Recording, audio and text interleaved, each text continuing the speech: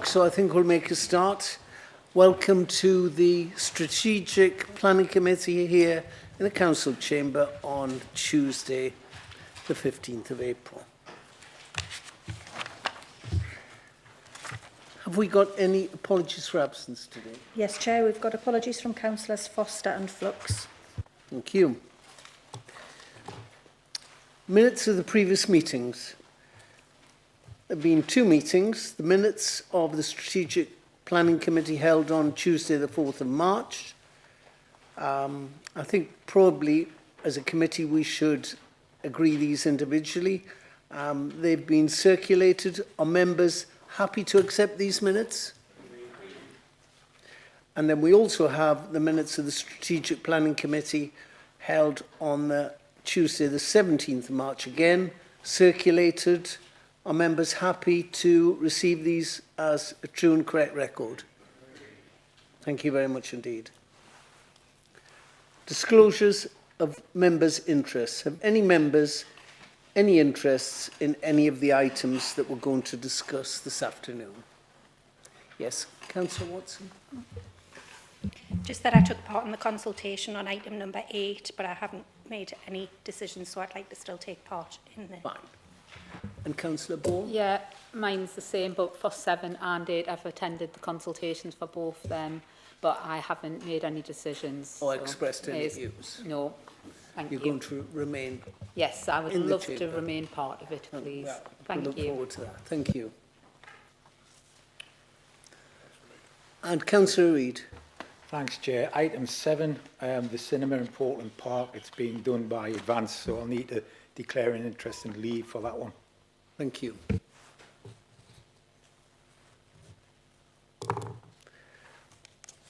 Right, ladies and gentlemen, that brings us on to determination of the planning applications themselves. And as you can see, we've got 4 planning applications before us this afternoon. And as normal, I will just go very briefly through the procedure that we follow.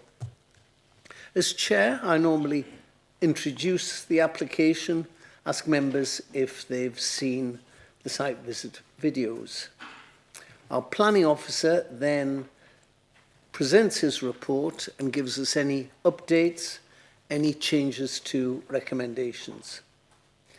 We then have a public speaking slot for objectors, local members, applicants or supporters. And in this particular instance, I've agreed that the public speaking slot will be 10 minutes rather than the normal 5. We then ask committee members to put any questions they have about the application to our planning officers, and then we debate the application itself. Ask for a proposal, ask for that to be seconded, we debate, and then we take a vote on the application before us.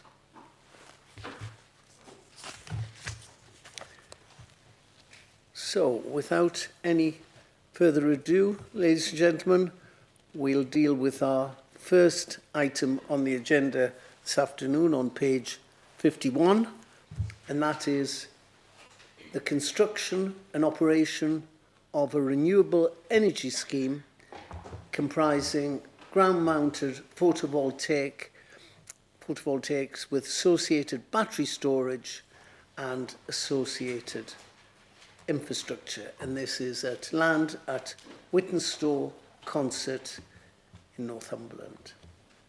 I'd like to ask our planning consultant, Mr. Gordon Halliday, to take us through this application. Gordon, over to you, sir. Okay, thank you, Chairman. I've got 3 updates to start with.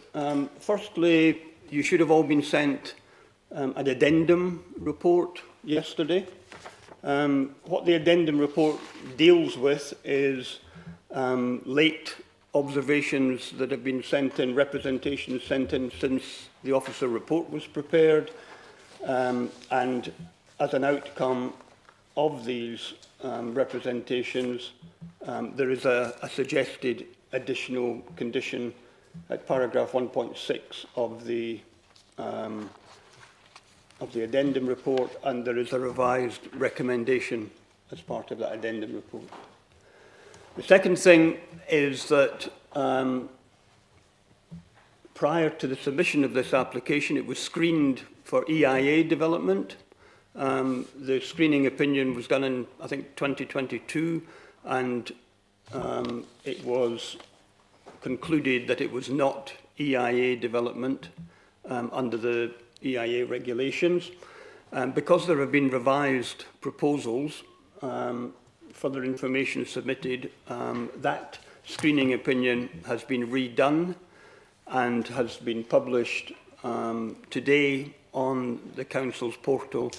That screening opinion comes to the same conclusion that in terms of EIA regulations, the proposal doesn't give rise to significant environmental effects. As you're aware, there is a difference between significant environmental effects in EI regulation terms and significant environmental effects through the normal course of considering appraising the application. The other thing that's been loaded onto the portal this morning is a further response from the applicant's drainage consultants, basically in response to further representations from Mr. Rooney, basically saying that sort of they had no further comments to make in addition to those that they had made previously. So that's the three updates. As the chairman has said, that's the application. I suppose before I start, I'll just apologise, for the length of the committee report. I apologise that you were sent 12 short videos, but I felt it was important that you had a good understanding of the different elements of the site. And I apologise for the length of this presentation because it is going to be quite long, because it is a complex application. So that's its location, west of Whittonstall, and it comprises three sites, three bits to the application. The sort of southern site, which you see there, the sort of larger site, the northern site near Apperley Dean, and then connecting these two sites is a cable route which is along public highway roads. Just to give a few more details of that, it extends to 110.7 hectares. That southern site, 91 hectares, it comprises 22 fields used presently for arable and pastoral farming, separated by coniferous woodland blocks, hedgerows and fencing, and is located, as I said, southwest of Whittonstall. Almost 60 hectares of that area would comprise the solar farm infrastructure. So the main elements of the solar farm infrastructure, as you're aware, are the arrays, the panels that are mounted 3 meters above the ground. But that site would also include the battery energy storage system. The northern site extends to 8.25 hectares over parts of 2 separate fields, and it's currently in pastoral agricultural use. It's located north of the Lindburn, east of Lead Road, approximately a kilometre south of Stocksfield. That site is quite steeply sloping, as you'll see from the photographs later on. It would be levelled and a new 66 kV DNO substation compound and infrastructure would connect to the existing overhead line. There is an existing pylon, 2 existing pylons on that overhead line within the red light boundary. So although that site extends to 8.25 hectares, only 0.5 hectares of that is actually built development, the substation land. The sort of other amounts of the site are the sort of improved access, the access track, woodland planting, suds basin, and various grassland enhancement. As I've said, the solar farm and the BESS would be connected to the substation via a buried cable laid in the bound surface of the highway. So that's the three areas. The southern area with the solar panel arrays in blue. The battery energy storage system is situated to the sort of north of that, well, within the sort of red line boundary, near the northern boundary of that southern area in a central location. The sort of red line extends, as you can see, underneath the road, underneath the public highway, connecting into that northern site. And in that northern site, you can see that the extent of the substation development, the built development, is the small brown block in the middle of the red line boundary. The main elements of the proposal. It would have a capacity of 43.5 megawatts, generating electricity for the equivalent of 21,300 homes and resultant CO2 savings of 27,900 tonnes per annum. These are figures provided by the applicant, obviously. The BESS is somewhat smaller than BESSes you have dealt with, I think, in the past, certainly in the couple of sites that I've brought to you before. This is quite a small BESS with a capacity of 12.5 megawatts. 2-hour duration, 25 megawatt hours. The request is for a commencement of development within 5 years. As the report points out, it was originally a request for 10 years. We thought that was too long. 5 years is similar to what you've previously agreed for sites in South East Northumberland. An estimated 6-month construction period, same as the ones that you've granted permission for before, a 40-year life, followed by decommissioning, all the built elements removed, site restoration over a 6-month period. We've got no objections from technical statutory consultees. As the report points out, there sort of were originally objections, but through the provision of revised proposals and further information, these objections have been withdrawn. There are still objections from the Parish Council, from Durham County Council, from various interested parties, and over 140 members of the public, including local residents. So if we look at the southern site, 91,392 panels, sounds a lot, but anyway, that's what it is, with the associated infrastructure that always comes with these, inverters, transformers, access tracks to provide access to the site and to the BESS, perimeter deer fencing, CCTV cameras, and extensive landscaping and biodiversity enhancement. As I said earlier, the BESS is proposed to be located towards the northern boundary of the solar farm site. Access to both the solar farm and the BESS, in terms of the public highway, is from the A68 via an existing junction which serves Highfield Farm, and then it goes via a private road with tracks across the solar farm site connecting to the BESS. Much of this land was subject of open cast coal working in the 70s and 80s.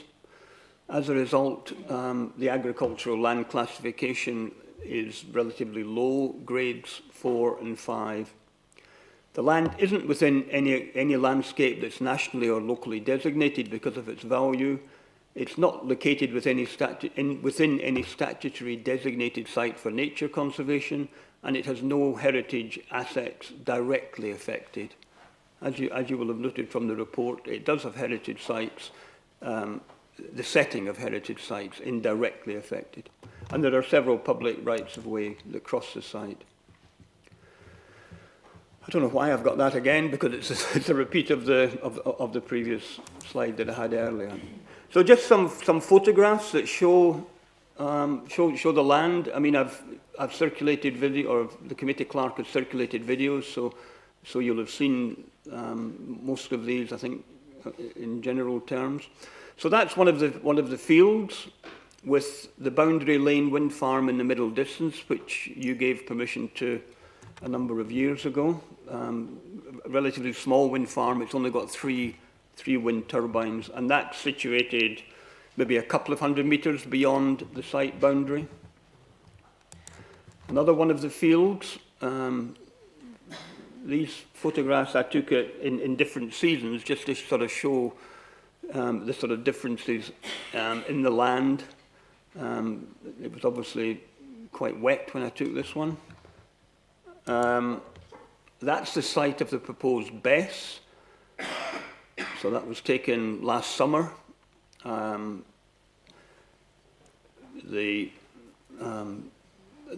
sort of looking west. The coniferous planting is to the west of the field, and then there is hedgerow planting along the U road to the right of there, which is the northern part of the site. So the sort of main elements of the southern site, second slide on this. So I've talked about the built forms of development. On the southern site, that there is also proposed new native woodland hedgerow planting along the various field boundaries to provide landscape screening and biodiversity enhancement. As the report says, it was submitted before statutory biodiversity net gain came in, but the proposals are in line with the any biodiversity net gain requirement that would have existed. Most of the existing woodland blocks are to be retained and managed to provide visual screening, including new planting and replanting where appropriate. Some of that woodland has felling licenses for clear. One compartment has a felling license for clear felling, and two have felling licenses for selective felling. Some of the other compartments have got felling licenses for thinning, and I'll come to that in a minute. Some of the woodland has been subject of storm damage. I'll show a couple of photographs about that, but again, I showed that in the videos, which obviously reduces its effectiveness for screening the development. What's proposed is on-site and off-site skylark plots to compensate for loss of habitat. One of the reasons that this has been delayed in coming to you was that the applicants had to carry out breeding bird surveys last summer, and that found that there was a need to compensate for the sort of loss of habitat. And the off-site woodland, which I've talked about, the sort of is in the ownership of the applicant. Is in the same ownership as the red line boundary, and that off-site woodland and the skylark plots, together with a monitoring fee, would all be secured by a Section 106 agreement. Heads of terms for the Section 106 agreement have been prepared, and the drafting of the 106 agreement is with solicitors at the present time, should you decide to grant planning permission. As I said, some of the woodland around the site has been damaged by storms. Perhaps not the best of shots there, but you sort of can see trees within there that that are falling over. Obviously, reducing the effectiveness of the screening, so there tends to be often glimpsed views through these woodland blocks. Another one showing woodland damage by storms. I mean, that would have been a sort of more complete woodland block at one stage, but it has suffered from storm damage, especially in recent years. There are proposals to enhance the existing hedgerows and existing hedgerow trees within the site. This is along one of the internal access roads with the one of the coniferous planting blocks on the west, and some hedgerow tree planting on the right. That's the boundary of the southern site, so that there is an area of the boundary of the southern site that doesn't have any woodland planting at the present time, and the proposal there is to provide some landscape within the site boundary, some landscaping of new hedgerow planting and tree planting. So that's the landscape master plan for the southern site. The sort of various solar arrays, 1, 2, 3, 4, 5, 6, 7, 8, 9, 10, 11, 12. The sort of olive green colour is the existing woodland, and although it's not very, the sort of white area towards the north is where the bess would be. The area, the sort of woodland block that is that's got the clear felling licence is the one right at the very west of the in the near to the access point. That's the Boundary Lane wind farm. As I said, it's maybe about a couple of 100 metres south of the site. That's a track that sort of runs along the southern boundary of the site with the Boundary Lane wind farm behind. If we go to the northern site, what would be built there? Well, there'd be the new 66 kV substation compound and the associated infrastructure to connect to the national grid. The BESS was originally proposed for this location, but it's subsequently been relocated to the southern site. The land is steeply sloping and it's crossed by a public right-of-way.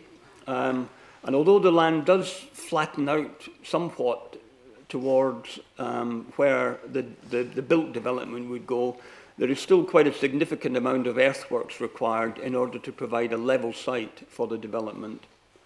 Again, this land is not subject to any landscape, nature conservation or heritage designations, but it does lie in the green belt. There is ancient woodland along the Lynn Burn lying to the west of the site, from which a 15-metre standoff is proposed. Access to that site is from the A68 via an existing gated field access off Lead Road. So it's Lead Road that leads immediately into the site. The A68 is a couple of miles to the west. And the proposals here also include woodland planting, grassland swales, and suds drainage basins. So that's the landscape master plan. It shows the sort of main compound and then a sort of secondary small compound. In the sort of darker green area is proposed woodland planting to assist in screening the development from the east. The suds basin is located, and the swales are located along the eastern side of the site. The ancient woodland is that sort of greyish area, again to the east of the site. So that's the proposed site for the substation looking south. That's the existing overhead line with one of the pylons. You can see there that it is quite steeply sloping land. That's the ancient woodland to the west of the substation site. As I said, there would be a 15-metre standoff required by the county ecologist between the built development and the ancient woodland. That's the access to the substation site. Again, it sort of shows the steeply sloping land. Some modification to that access would be required, and then there would be a track built from that access point along to the southeast in order to connect to the substation site. Connecting the two sites is a cable route, a buried cable to connect the solar farm and the BESS to the substation. It follows the existing highway along Grey Hill Road, then to the west, then northeast along the C271, the 270 and the C258 Lead Road. The cable would be buried to a depth of 1.4 metres. Most of the cable route is in the green belt also. there is one point of difficulty for the cable route, which is it's got to cross Lead Road Bridge, which I've got a photograph of, I'll show you in a minute. And that Lead Road Bridge has a depth of less than 1.4 metres. So the actual method of laying the cable in that bridge has not yet been finalised, and there's a condition that would govern that in the recommended conditions. That's the bridge that I'm talking about on Lead Road over the Lindburn. The access point is about maybe about 100 metres behind where I'm standing there. Maybe less than that, 50 to 100 metres. As I said, greenbelt considerations, you'll have seen in the committee report that there's a very extensive section on greenbelt. I don't apologise for that because it's complex. Northern site and most of the cable route is in the green belt. Laying the cable as an engineering operation wouldn't impact on the openness of the green belt or conflict with the purposes of including land in the green belt. And therefore, in terms of green belt, your green belt policy and national green belt policy, the laying of that cable is not inappropriate development in the green belt. The revised NPPF, I don't know if you've dealt with any applications yet that have involved grey belt, but the revised NPPF in December introduced this concept of grey belt, introduced by the present government, mainly really as a sort of relaxation of green belt policy in order to help house building activity in appropriate areas of greenbelt.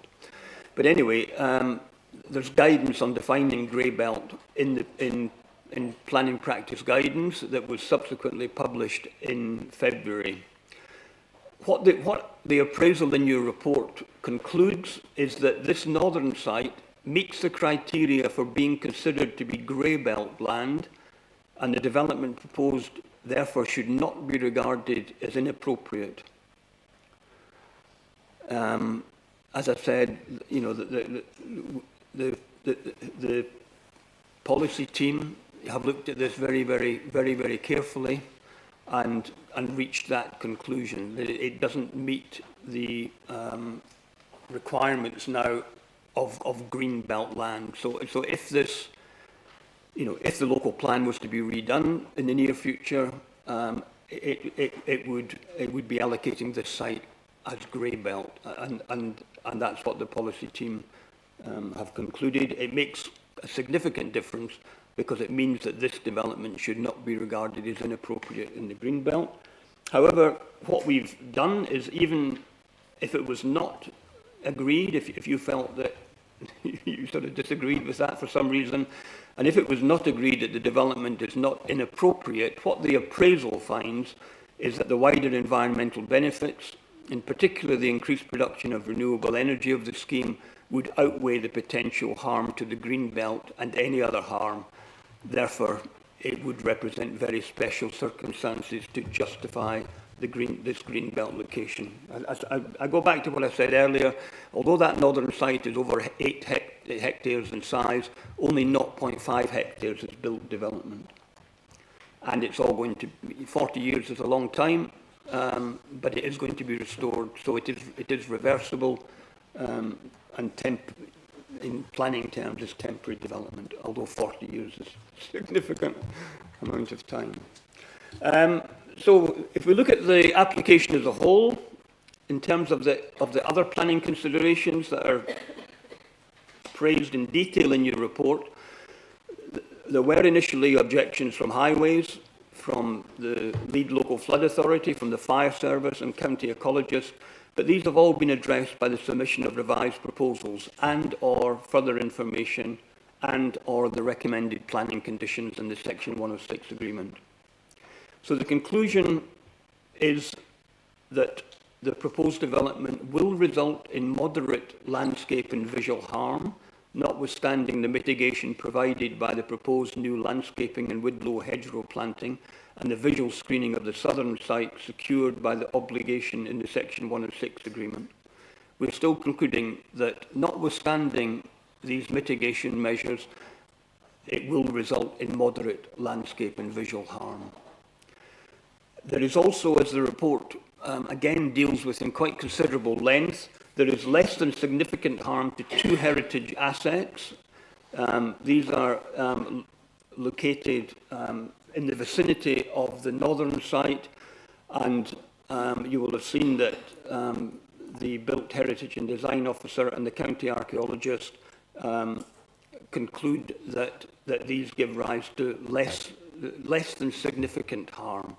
And the conclusion in the report is that less than significant harm is outweighed by the public benefits of the renewable energy generation.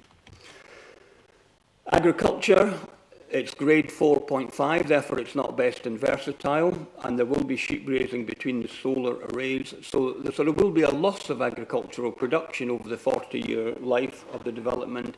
And in terms of the planning balance, what we've given that is minor weight, so it's a minor disbenefit of the scheme.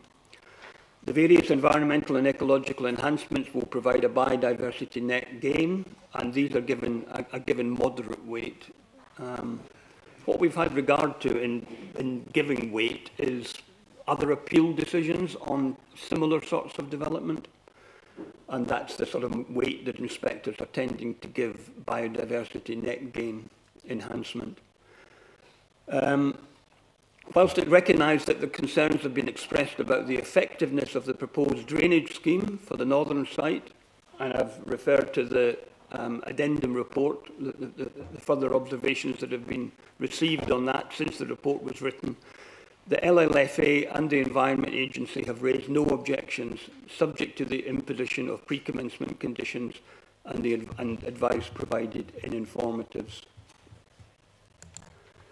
So, in conclusion, the proposal would make a positive contribution to the supply of renewable energy and contribute to climate change objectives, the benefits of which are afforded significant weight in the planning balance in line with government planning and energy policy, as well as recent appeal decisions, as I've said. The substation would be located in the green belt, but the changes to the NPPF in December 2024 suggest that the site would be classified as grey belt, in which case the applicant doesn't need to demonstrate very special circumstances for this part of the development. Notwithstanding that the land has no landscape designation and the mitigation provided by the proposed landscaping and the provisions in the Section 106 agreement, the appraisal has identified that there would still be moderate landscape and visual harm as a result of the proposals. I've said, I'm repeating myself, the various environmental and ecological enhancements provide a biodiversity net gain, and these are given moderate weight. The loss of agricultural production is given minor weight.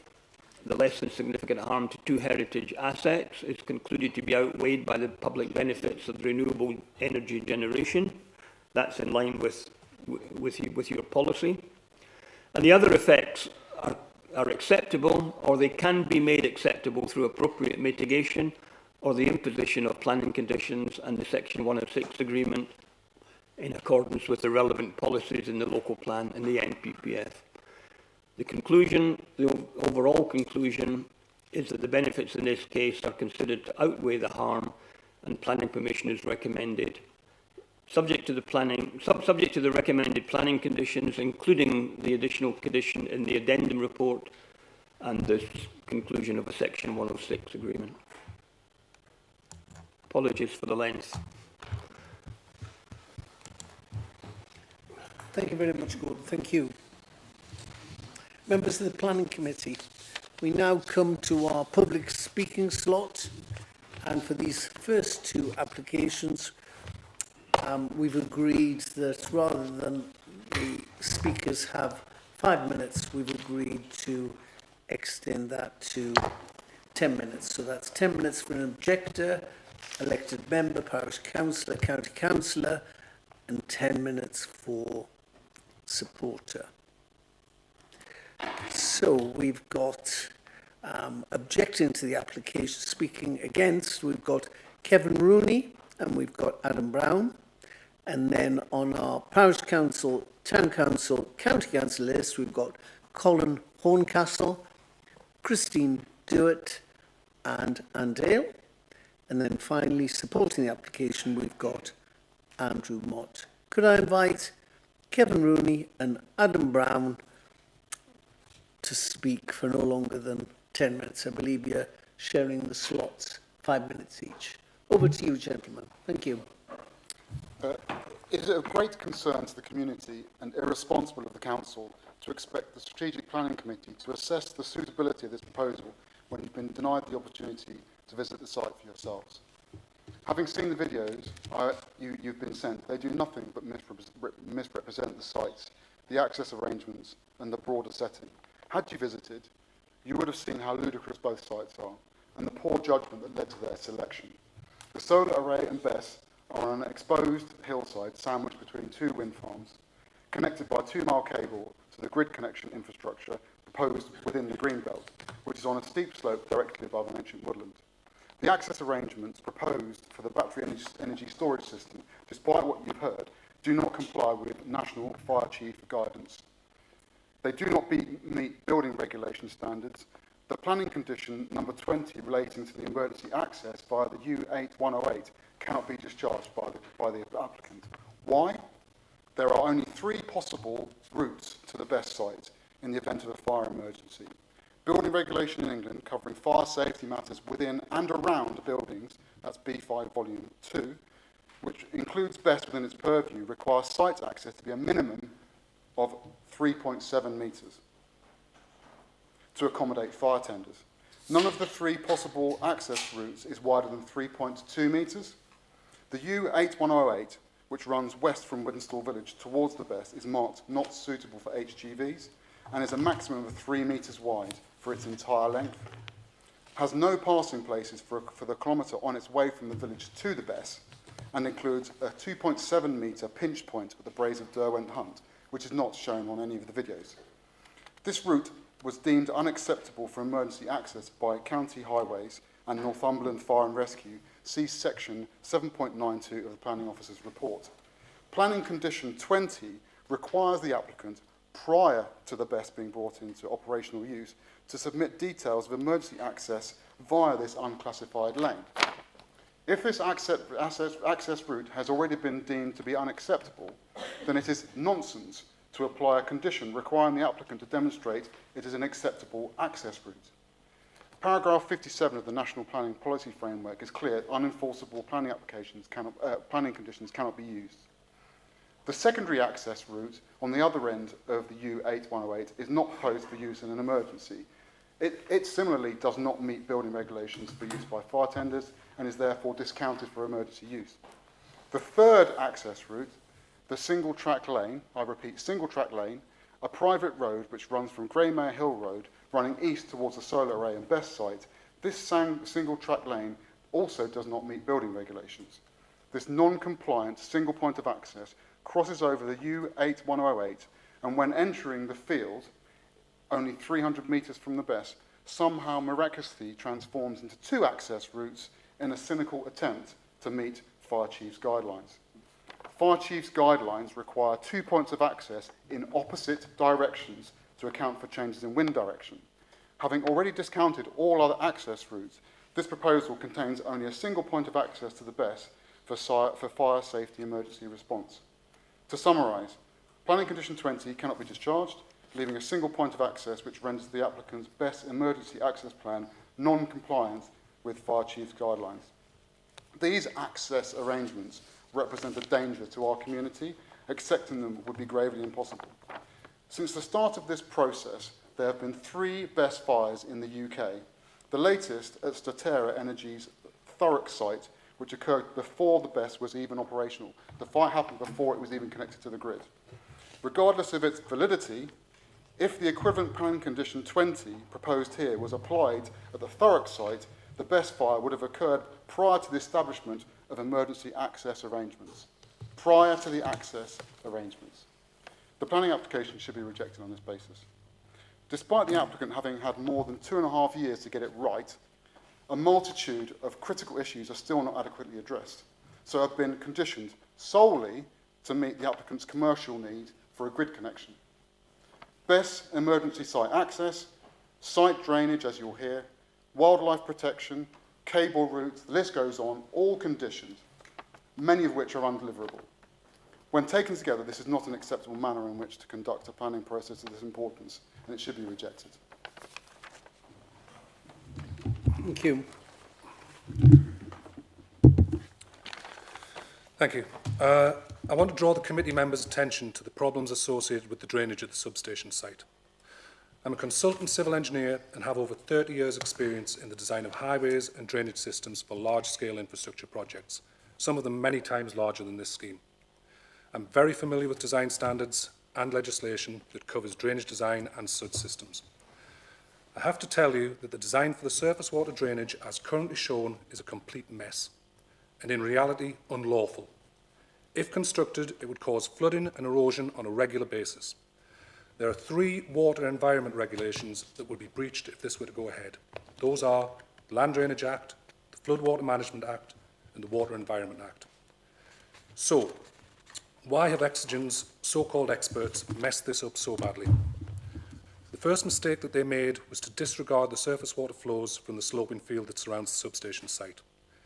They admitted that they felt it was unnecessary in their latest note issued last Thursday and claimed that a local drainage standard meant that the surrounding field didn't need to be considered. That's completely incorrect. They've used one part of the standard and ignored the other, which refers to sloping sites. They've used the field will drain into their system of swales or ditches. The calculations that they've provided are worthless. The second mistake that they made was an attempt to kick the can down the road in relation to providing outfall details for the drainage. The reason they are so reluctant to provide those details until after approval is granted is because they have no idea about how it can be constructed.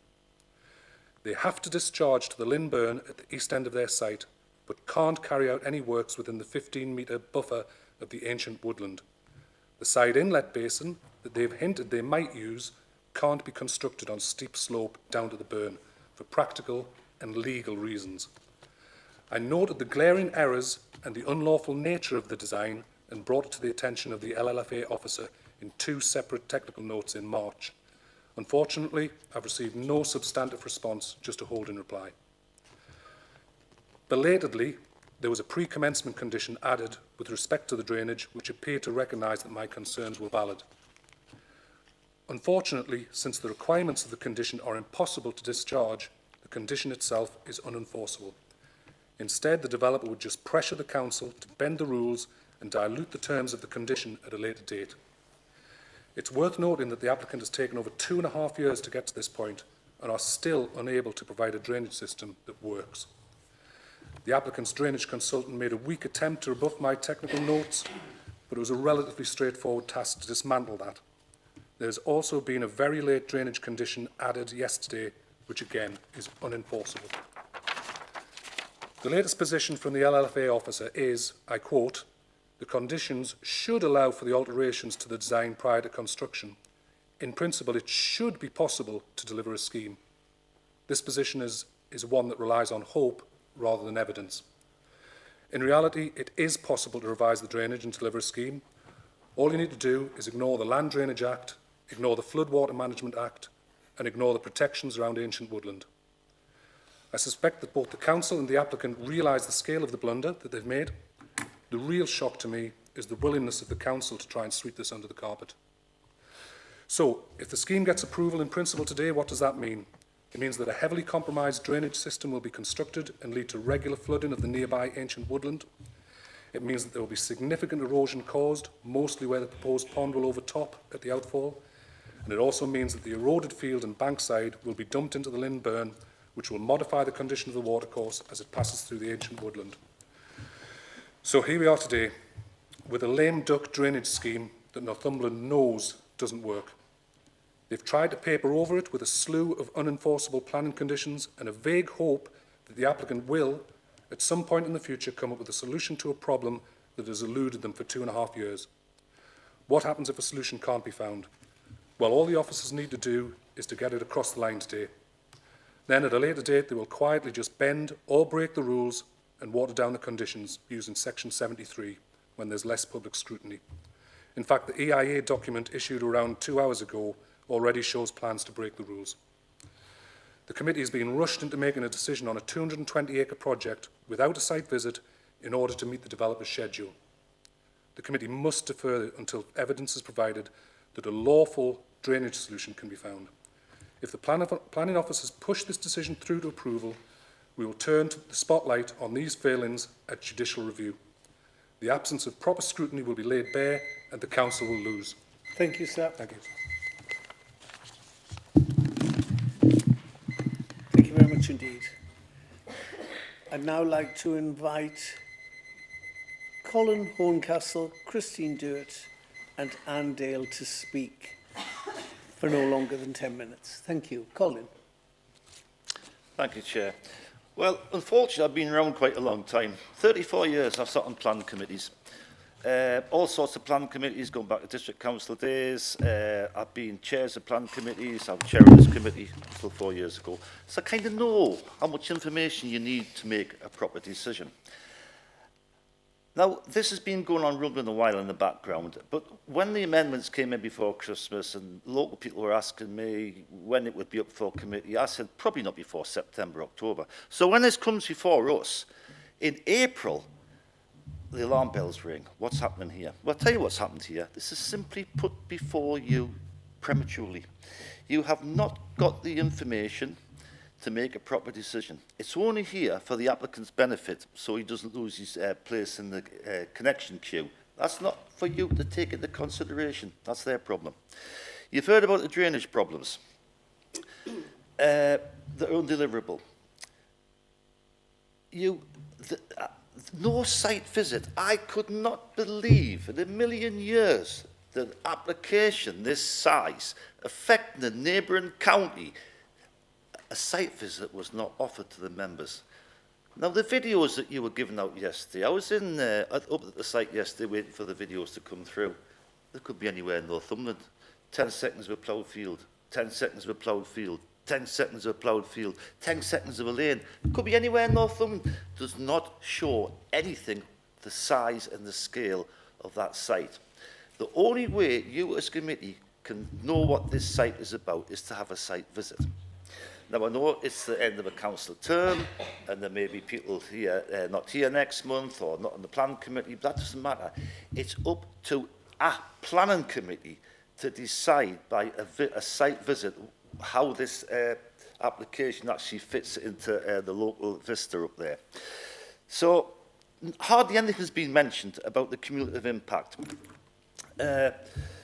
Whittonstall, 2 wind farms, sitting on 2 million tonnes of coal, and then we've got this in front of us, 91,000 panels facing to Durham. Hardly a mention of Durham's strong criticism of this and how they would like to see it rejected on landscape terms. I'm not asking you to refuse it today, because you have not got enough information to refuse it. I'm asking you to defer it. So all the problems that Mr. Rooney has been on about, and he's a national expert, has brought up, are ironed out, and you as a committee or the future committee can actually go and see yourselves, because the videos mean absolutely nothing. So Mr. Holliday might consider it's only moderate and landscape visual harm, but you might consider otherwise. Thank you. Thank you. Christine? Shortly, no court of Parish Council asserts that the losses inherent in this application outweigh the gains, and the risks outweigh the benefits. Therefore, we strenuously oppose this application because of the landscape and visual impact. It is challenging to imagine a more unsuitable location for a solar farm of this size and scale than this one. Contradicting NCC policy ENV3, the UK government and the applicant's own criteria for site selection, being at the top of a hill with a topography that is neither flat nor gently sloping, access which is unsuitable for construction and emergency vehicles, fails to avoid greenbelt, is adjacent to residential areas and is located near the heritage asset of Kingport Hill. This picturesque rural area with commanding views is highly exposed to surrounding communities, and the enormous scale and size required to locate 91,000 glass panels over 225 highly productive acres of farmland amounts to the wholesale industrialisation of this countryside. Despite a request from the planning officer, the applicant has not provided a bearer's ZTV to enable this committee to properly assess the landscape and visual impact. Instead, they rely on a flimsy woodland management statement to provide screening, which is already severely compromised in several places, absent completely, but all in very poor conditions with frequent falls due to ageing and storm damage, and the photographs are highly misleading. Thus, Section 106 is unsuitable mitigation for these adverse impacts because of the condition of the existing trees. Felling licences will remove large sections and replanting will not reach sufficient maturity to provide viable screening during the development's lifetime. The officer's own report concludes that the development would have an adverse impact on the landscape character, visual and residential amenity, contrary to the relevant policies. And while the applicant and the planning officer's report may assert otherwise, the mitigation measures will not assist in lessening this impact, as this site cannot be effectively screened. Whittonstall already hosts 2 wind farm installations comprising 9 wind turbines, many of which you didn't see, and taken together with this development would see the creation of a continuous line of renewable infrastructure across 2 miles of hillside. Furthermore, the applicant has a second similarly sized proposal in planning in Gateshead, less than 4 miles away. The applicant's cumulative ZTV shows that the wind farms and the solar and the BEST developments will be cumulatively visible from many areas, in particular to the north and south. Referencing policy ENV3 and the NLP, the cumulative impact of this proposal is unacceptable. Since October 22, this community has lived under threat. Loss of landscape and amenity, loss of safety and security, increased crime and incursion by organised crime gangs, Northumbria Police, and ecological vandalism. From the onset, the applicant gave the clear message this will be done to this community and not with this community. This application is poorly designed and inappropriately located. Meeting our energy goals should not be used to justify the wrong development in the wrong location. Shotley Low Quarter Parish Council urge you to reject or defer this application. Thank you, Christian. Now I'd like to invite Andy. Thank you. Does the County Council for Stockfield, which includes the north side of the application, I'm raising the following objections. The new substation will be situated in the Greenbelt, which surrounds the settlement of Appley Dean. The substation will be adjacent to the ancient woodland. This is not previously developed land and does not accord with the new definition of grey belt. Government policy states that grey belt does not include land that benefits from strong environmental protections or planning restrictions where national policies provide a clear reason for restricting development. These reasons include World Heritage Sites, scheduled monuments, and ancient woodland. Closeness of the substation to ancient woodland is seen from all slides provided by the County Council. So if you refer to them, you'll see how close they are. There will be significant earthworks on this site, and also the entrance to the site is unacceptable. Point of connection to the grid. Critically, the methodology of the cable crossing the bridge to access the western part of the north site is not yet determined. There is no construction method statement in place, although highways do raise the concern that the depth of the bridge is insufficient to accommodate the cable. It is important to note that land on either side of the bridge is under private ownership, where permission to access the land could well be denied. Therefore, until a clear, accessible route is agreed, there is no confidence at all that this scheme is deliverable, and therefore this application should be either refused or deferred. Other reasons for deferment. The impact on the landscape. This is a fabulous landscape. Residential amenity.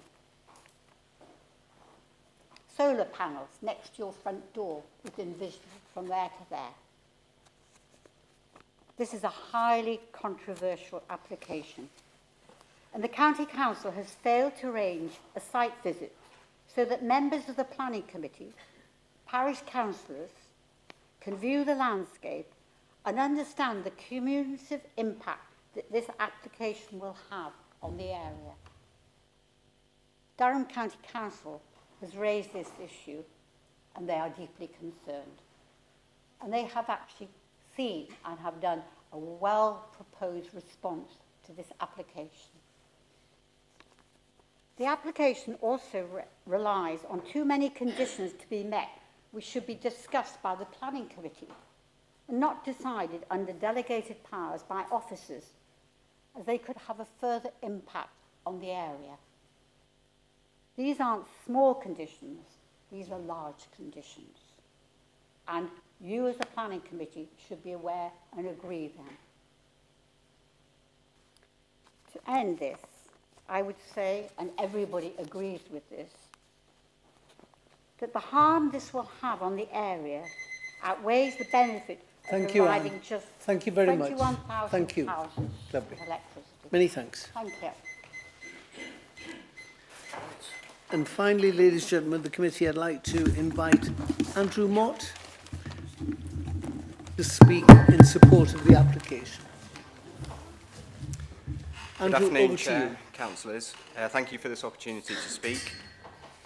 There is a clear recognition at both the national and international level of the urgency to tackle climate change and reduce carbon emissions, and there's a growing and increasingly urgent need to generate future energy from cheap, low-carbon sources. The Government's recent Clean Power 2030 Action Plan sets an ambitious national target of 47 gigawatts for solar generation by 2030. That's nearly a threefold increase from the current installed capacity in just the next 5 years. This confirms both the scale of the challenge and the urgency required to bring forward projects like this. Northumberland County Council have declared a climate emergency, providing a strong and meaningful commitment to tackle climate change in the local area. The Highfield Energy Park will make a hugely significant contribution to this, and each year the solar farm alone would deliver back onto the grid the equivalent consumption of more than 21,000 homes. There can be no doubt that this application delivers on the principle of sustainable development that's placed at the heart of the planning system in trying to combat the multiple threats of climate change, energy security and to biodiversity, alongside producing cheap, clean domestic energy, reducing reliance on expensive and volatile fossil fuels. This project delivers a biodiversity net gain of over 78%. Our application has justified the location of the substation in the Greenbelt.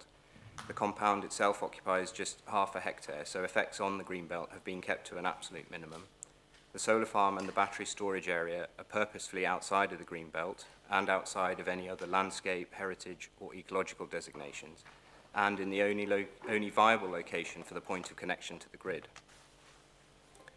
As alluded to by others, the recent changes through the MPPF have introduced the concept of grey belt. It's our assessment and that of the Council's planning department that the substation site falls under this category. However, even if the land is deemed to be green belt rather than grey belt, the application has clearly set out the very special circumstances that demonstrate that the development of the substation is acceptable.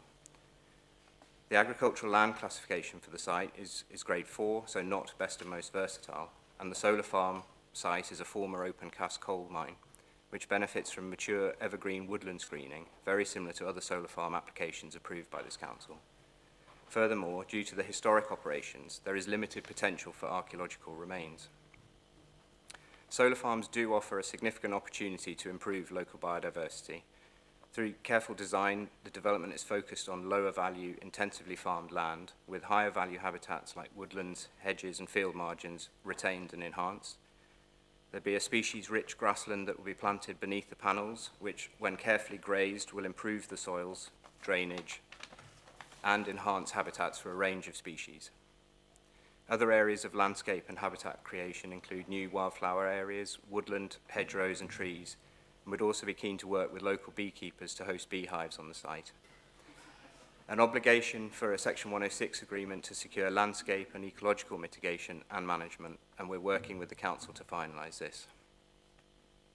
Consultation on the application has led to design changes, most notably the relocation of the battery storage from the northern site to the northern part of the main solar farm, and every effort has been made to ensure that the environmental effects have been minimised.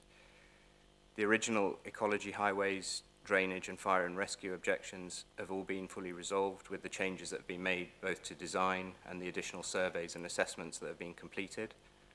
There are residual landscape and heritage impacts as would be expected, but these have been minimised and assessed to be sort of limited and localised. And when balanced against the significant wider benefits of the project, the scales do tip heavily in favour of the grant of planning consent, which is in line with the officer's recommendation. I therefore urge the Planning Committee to note the pressing need for the development and the significant benefits it will bring, and respectfully request the application be approved. Thank you very much, sir. Thank you.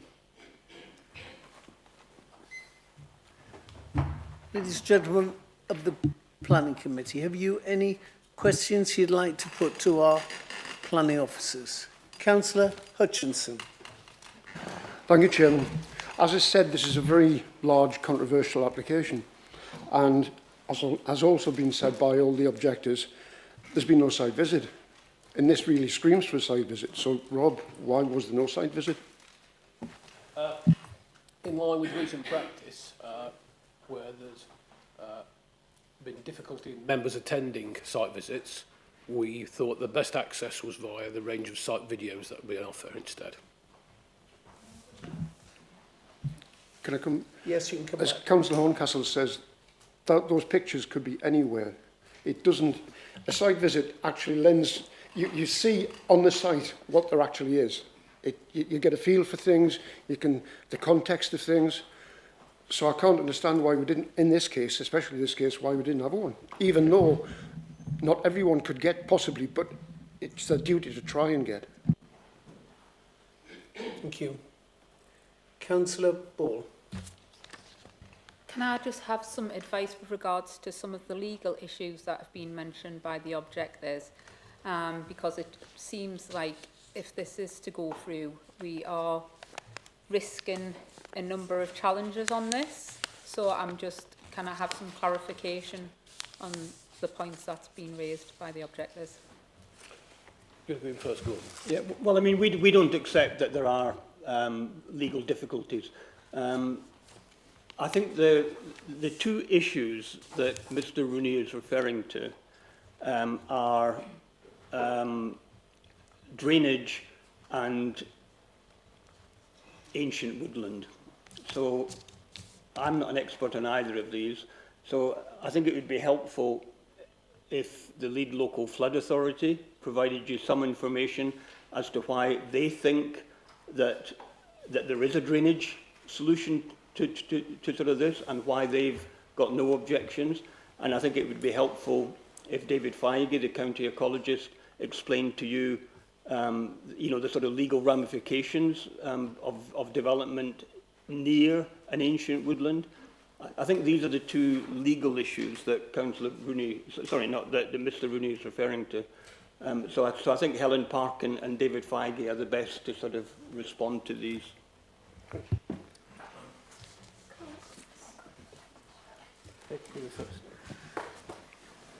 Was it?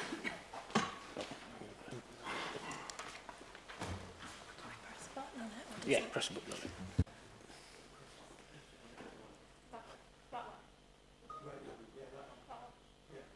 it. That's it. Right, so the legal questions regarding the drainage. Firstly, I want to say before anything else, we, as the LLFA, we are not again, sorry, I'm just getting my words right with this. The LLFA do not want to see any harm to the ancient woodland, and I want to state that first and for all. Secondly, the applicant has shown that the scheme that they are putting in is mimicking nature. And what happens at the moment is the area for the electricity substation and the wider green fields all drain into the Lynn Burn. The applicant is proposing this going forward. The query that's come up is that there was an area missing from in the calculations, and the LLFA will correctly say that we are in agreement that there was an area missing from the calculations. This aside, this water will naturally make its way to the watercourse as is, and the applicant is proposing to do the same.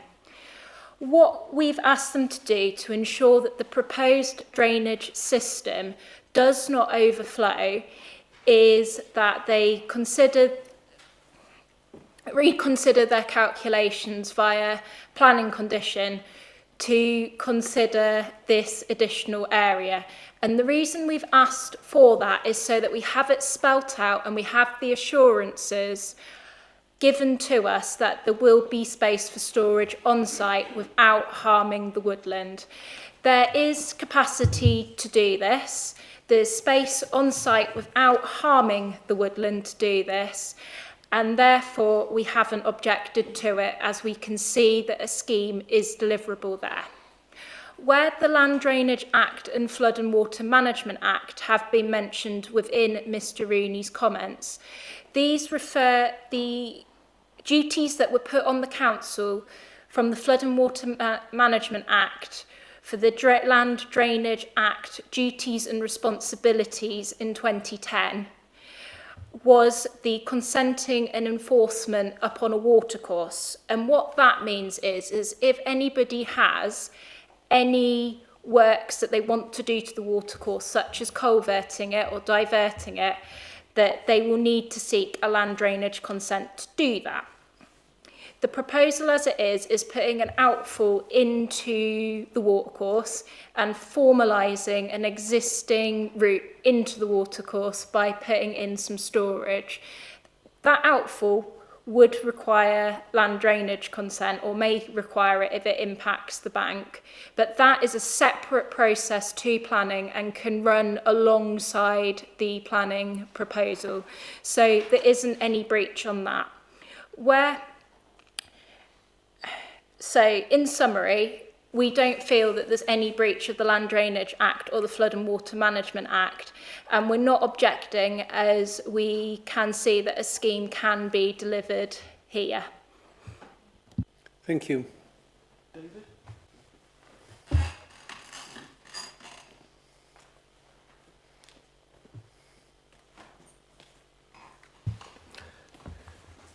So in terms of the ancient woodland, the National Planning Policy Framework is quite clear that development that causes harm to ancient woodland should only be permitted in exceptional circumstances.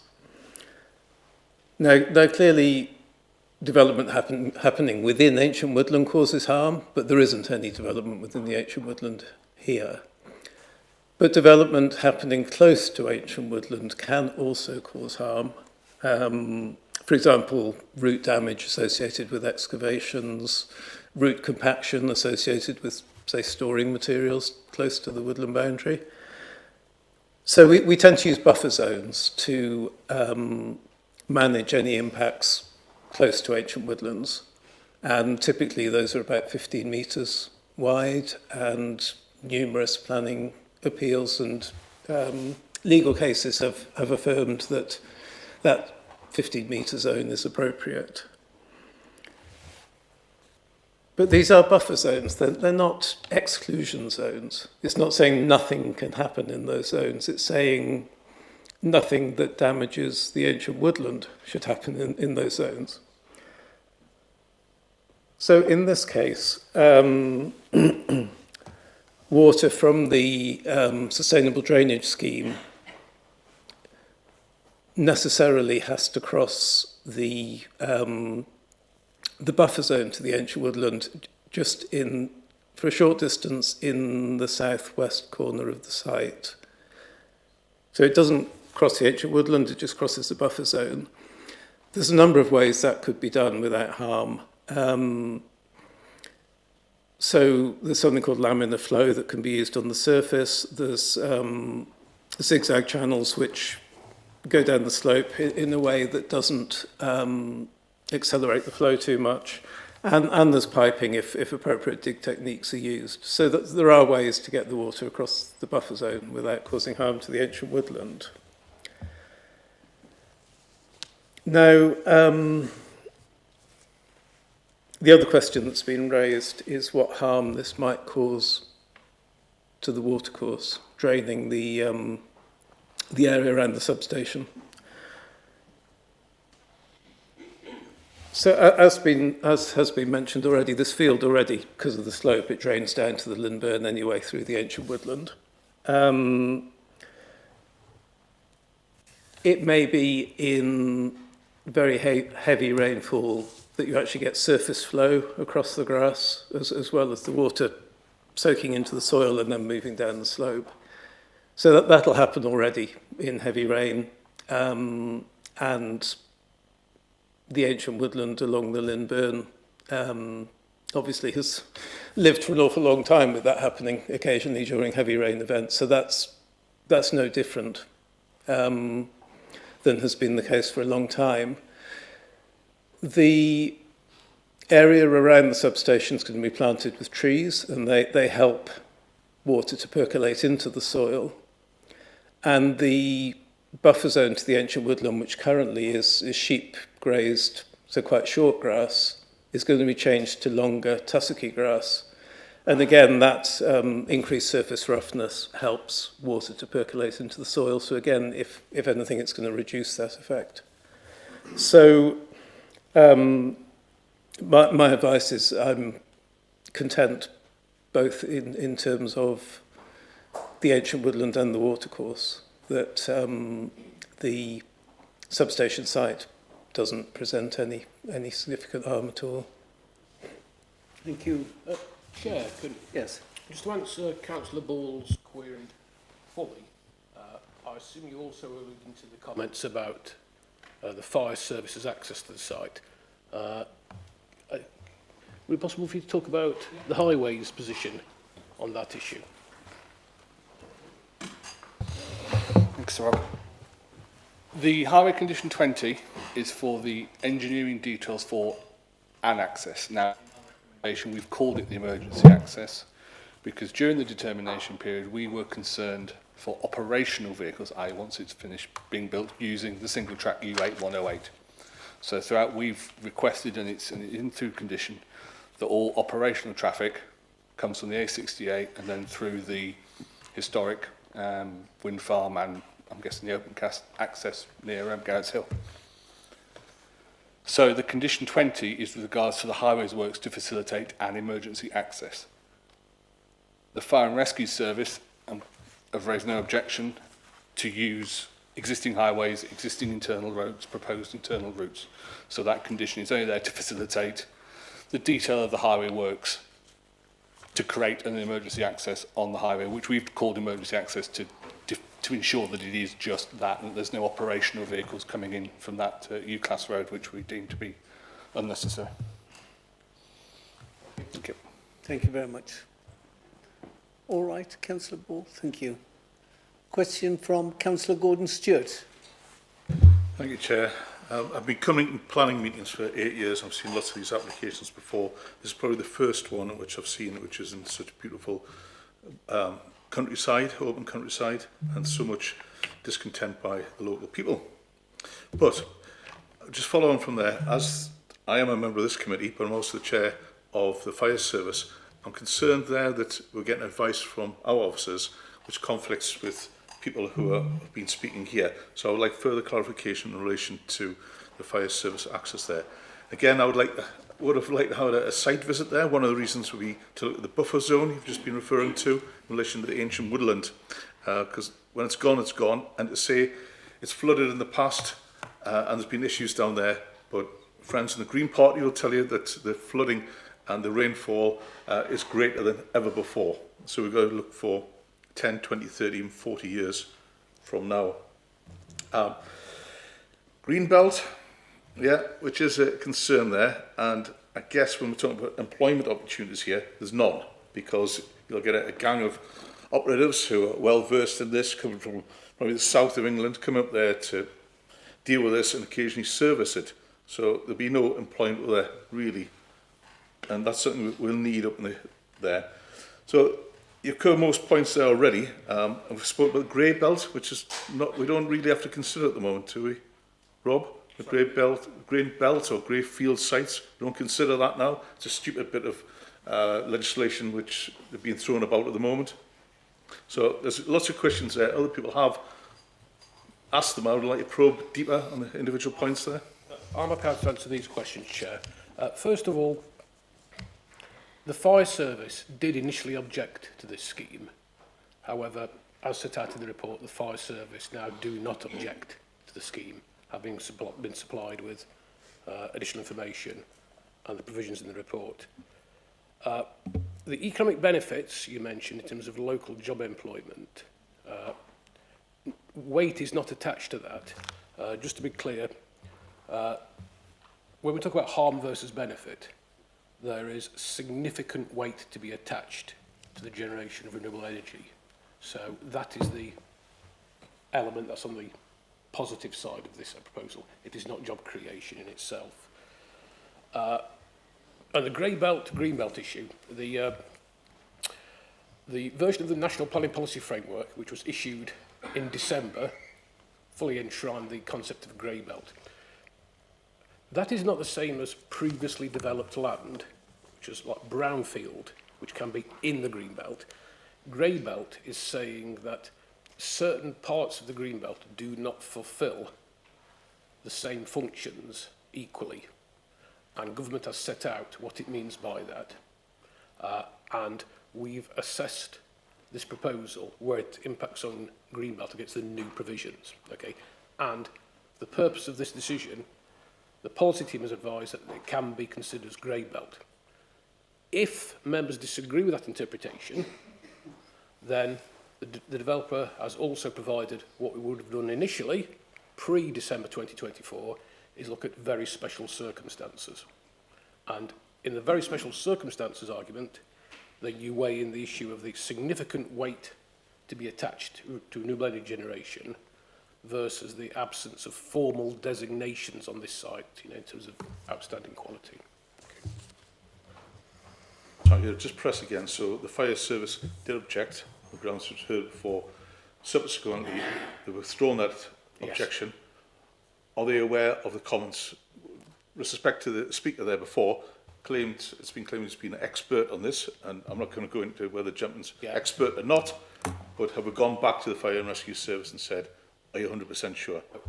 And I will repeat the advice I give normally at this point, is that the role of statutory consultees in the planning process is to give us a triangulation to assertions made by the applicant. Clearly, on every planning application, the applicant will assert that issues A, B, C, D and F all acceptable. But what we do is consult with the impartial technical consultees, the Environment Agency, the Lead Local Flood Authority, the Highways Authority and the Fire Service, and if they say yes, it is acceptable, we will place significant weight on that. Bear in mind as well that sometimes one of those statutory consultees may say it is not acceptable, and actually what happens then is that the application is either withdrawn or normally refused at an earlier stage. However, to quote the most important case law on this, is that if planning committees want to go against that triangulation view from a statutory consultee, they have to have what we call cogent and compelling reasons to do so. Okay? And that is a matter for you to consider. Thank you. I mean, just to add to that, the fire service objected when the access to the BESS in its original location in the northern field, right? So they objected to that. The BESS was relocated to the southern field, the southern parcel of land, and the applicant's initial proposal was to access that from the north, which is what Mr. Brown was referring to, past the Sproats cottages, past the pinch point. That was unacceptable to the fire service, and it was unacceptable to county highways. It's a 3-metre road, pinch point, not acceptable. Fire service objected. Applicant went away again and submitted revised access proposals. The revised access proposal was to access the site off the same access point that was used for the Boundary Lane wind farm. Now that is, perfectly wide enough public road. It then goes into a private road, and it goes along an existing private road, and then the applicant is proposing to build new tracks across existing fields from that private road that would access the best. Now what Mr. Brown is saying is that doesn't comply with fire service standards. What the fire service are telling us is that it does comply with fire service standards. So I'm not disputing that Mr. Brown has a right to have a view, but we have exhaustively gone back to the fire service and to the Highways Authority on this point, and we do have a revised proposal now, which both the statutory consultees that we are relying on for advice say is acceptable. Thank you. Thank you to the experts. Thank you, Chair. Just the other applications we've had have been more urban areas. This is a very rural area, and it would take an awful long time for the fantastic Northumberland Fire and Rescue Service or people from Durham to get there. Thank you. Councillor Hill. Thank you, Chair. Well, the objectors have certainly landed some heavy blows here, and I think if this application was a boxer, would be well and truly on the ropes, and we'd probably quite like the referee to intervene and at least suspend the fight rather than call it off. On that note, picking up at what Councillor Horncastle said about it being premature and it should be deferred, can I ask why it's been brought now and what your response would be to the suggestion that it should be deferred? Gordon, could you just explain sort of your perspective as case officer on this? What would happen, say, for a 3-month term period? What additional information could be sought that we don't have in front of us today? Yeah. So it's been brought before you now because it's ready to be brought before you. We as officers consider that we've got all the responses from all the statutory consultees. I mean, I hear what the members of the public are saying, but I've been pressed by the members of the public that we should be determining this application, that the uncertainty on the local area is unacceptable. Why is it taking so long? Why are we giving the applicant the opportunity to come back with more information? So we have given the opportunity to the applicant to come back with more information, to carry out the breeding bird surveys, to sort of relocate the best, to come forward with proposals that sort of we consider to be acceptable.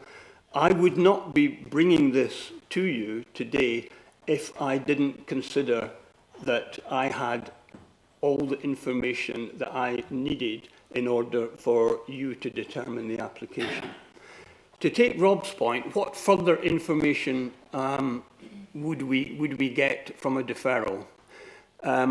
Clearly, it might be that a site visit could be arranged. I mean, as Rob has explained, I discussed with Rob and Liz the pros and cons of a site visit here. Liz was concerned that the last time you sort of had a site visit to the data centre, only 4 members turned up, which was a very major application, and that we were, this was a rearranged committee. We obviously couldn't have a committee at the beginning of the May, so it was a rescheduled date, fitting in a site visit as well as a new committee date. Was felt to be too onerous on you as members, and it was felt that carrying out, doing your normal practice, which is receiving videos, was sufficient in this case. Now, I apologise if I mean, just to give some excuses. It is a large site. I've not got a drone. In an ideal world, I would have a drone that I could take photographs of, that you could see the scale of this. All I've got is me and an iPhone in order to take videos and cameras. So, there's no way that I could take one video that shows the scale of this. What I tried to do, which I've never done before, because normally I would give you 2 or 3 videos, each of about a minute's length, and talk round it. In this case, I gave you 12 videos showing different aspects of the site. I hear what you say, that it could be anywhere. I don't accept that. I've sort of showed you the site. I've showed you the access point. I've showed you blown over trees. I've showed you where the relationship is to the Boundary Lane wind farm. I've tried to show you the aspects of the sites that I thought would be helpful to you. I mean, I take the criticism, but all I would say is it ain't an easy site to sort of to visualize, unless you've actually got access to a drone. In terms of what other information, Rob's point, as I said, I mean, I consider that that I do have enough information. I did consider I had enough information to bring it to committee. However, if you did defer it, obviously one of the things I would do is I would take into account all the views that you've expressed today, your concerns, and in certain aspects, there might be issues there that we would want to go back to the applicant in order to ask them for further information in order to justify their position.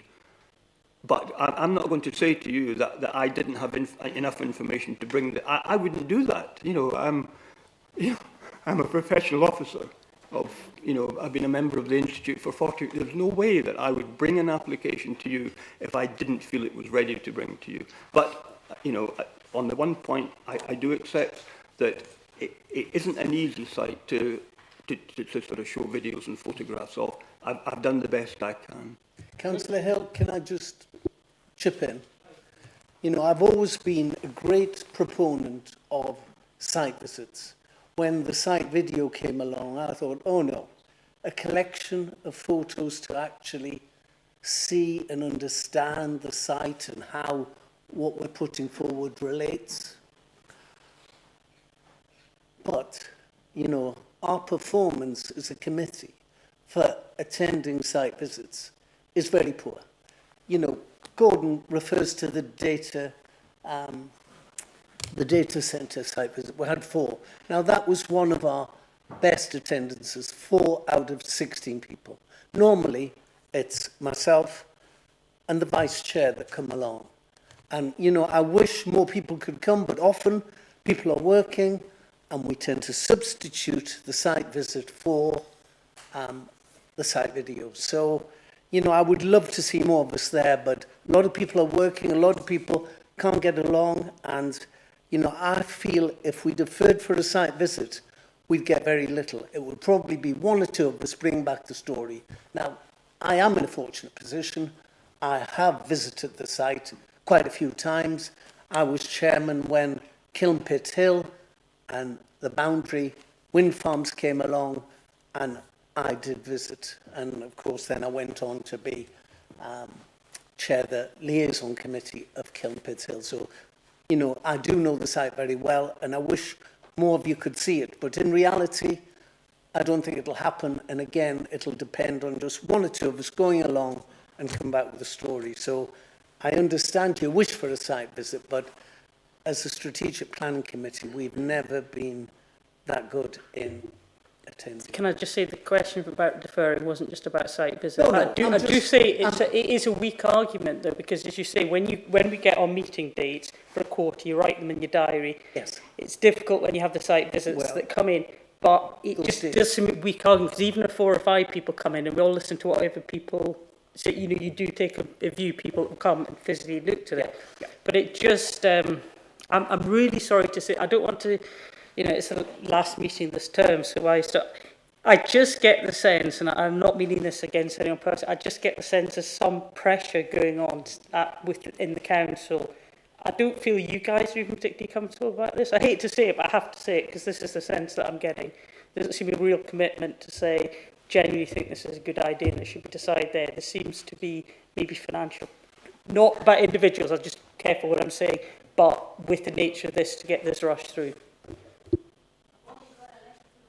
Sorry, you're not allowed to speak from the gallery. I have a question from Richard Dodd. Yeah, I'll be brief, Chair, because I can tell time is going to run out on us all. The grey belt has been answered, but I think we need to revisit that in a new council. What is and what isn't grey belt, because it seems as if grey belt it'll go through.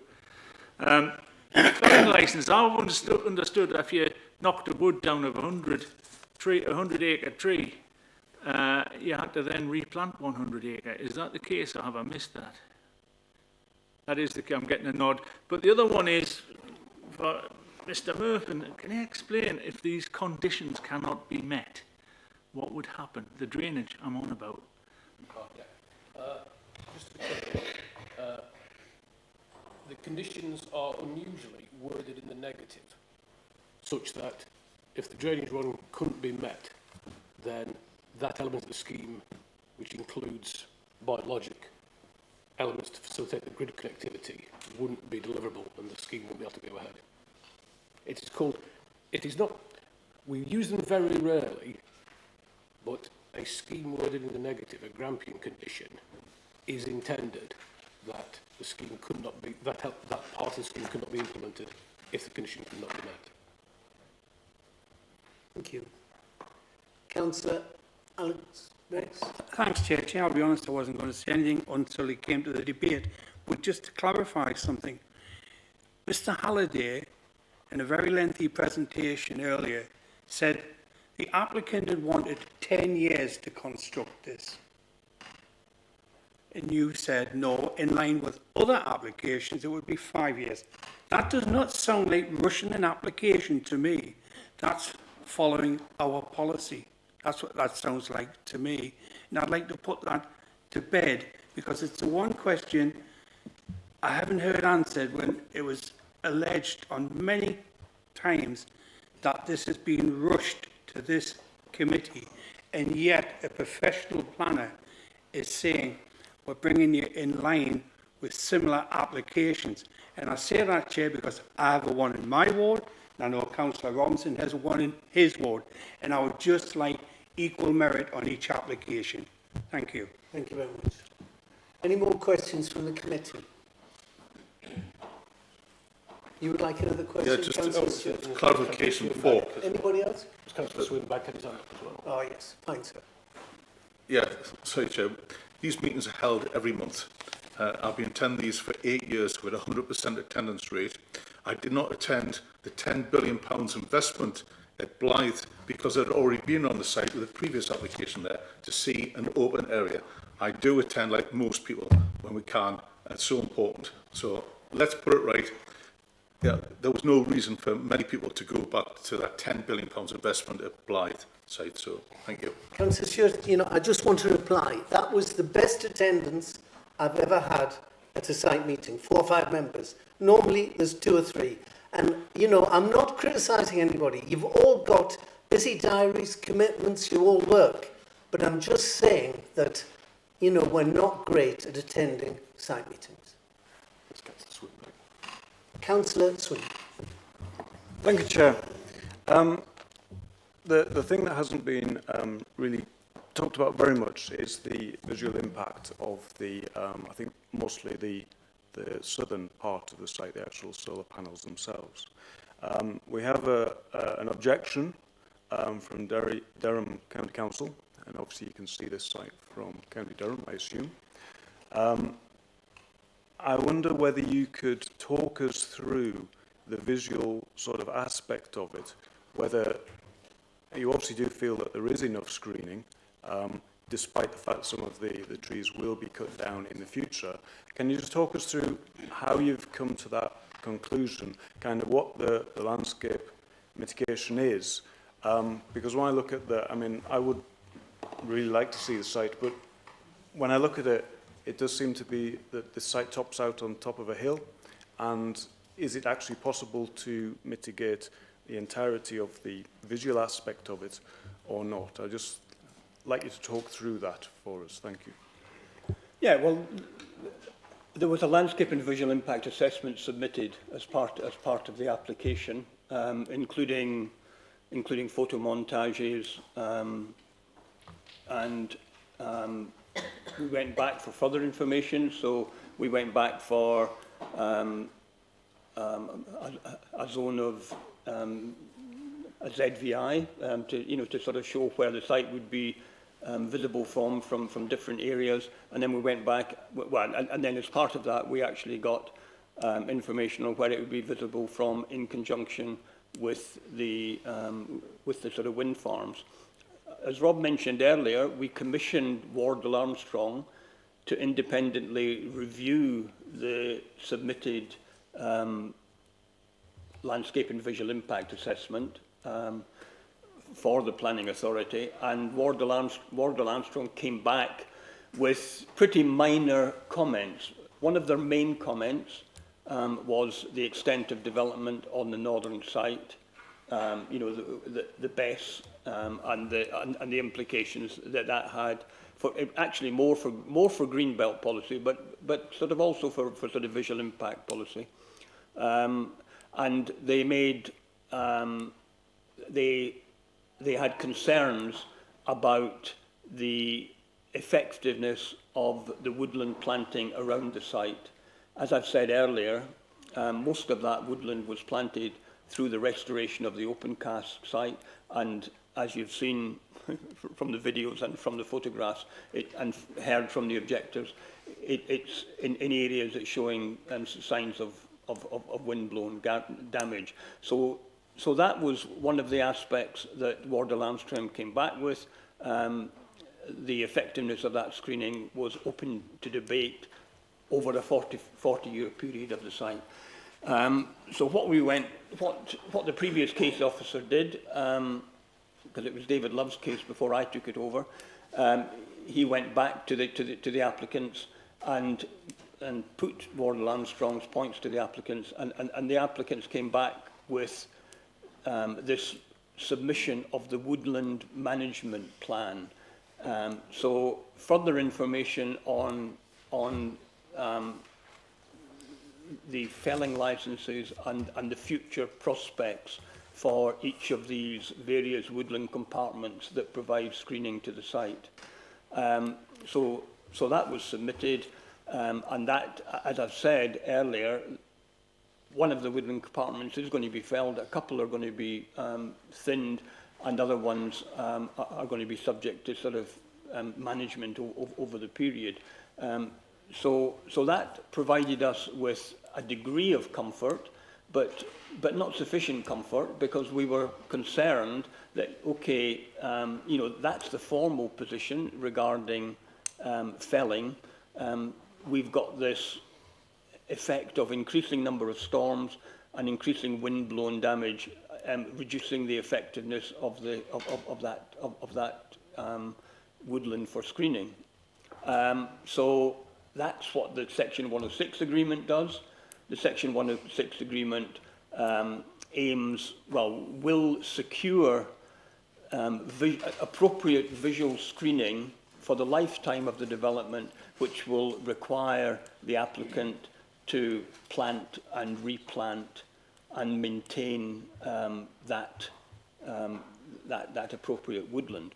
Now, obviously, any replanting will take time to mature, but what we aren't talking about clear felling of all of that woodland at once. So yes, we can expect some trees to be blown over. We can expect over the lifetime of the site, some other felling of that. But the Section 106 agreement will secure, will make sure that they replant and plant new trees of a more varied species than exist at present, which will provide screening. The other point I would make is that there is no absolute requirement that any solar farm is not visible from sort of outside this sort of area. So, I mean, solar farms that that you've approved in South East Northumberland, yes, they tend to be on flatter terrain, and yes, they will be less visible, I think, than sort of this one. But some of the ones that you've approved so far have actually got less in situ screening than sort of this one does. So at the end of the day, what the report says is that there will be some harm. It will be visible from certain areas. An awful lot of these views will be glimpsed views through tree planting. Some of them will be views at considerable distances where the industrialization of the field will be less obvious. But we're not saying that there won't be landscape harm. We are saying that there will be landscape harm, landscape and visual harm. But it needs to be weighed in the planning balance. We're not saying that it's going to be, it's not designated land. I mean, what I've exhaustively looked at other sites. It's becoming increasingly difficult to win appeals based on landscape where the land is not designated, it's not containing heritage assets, and it's not containing nature conservation assets. But my conclusion is that there will be moderate harm, visual harm, moderate harm to landscape character. That needs to be weighed in the balance alongside the other considerations.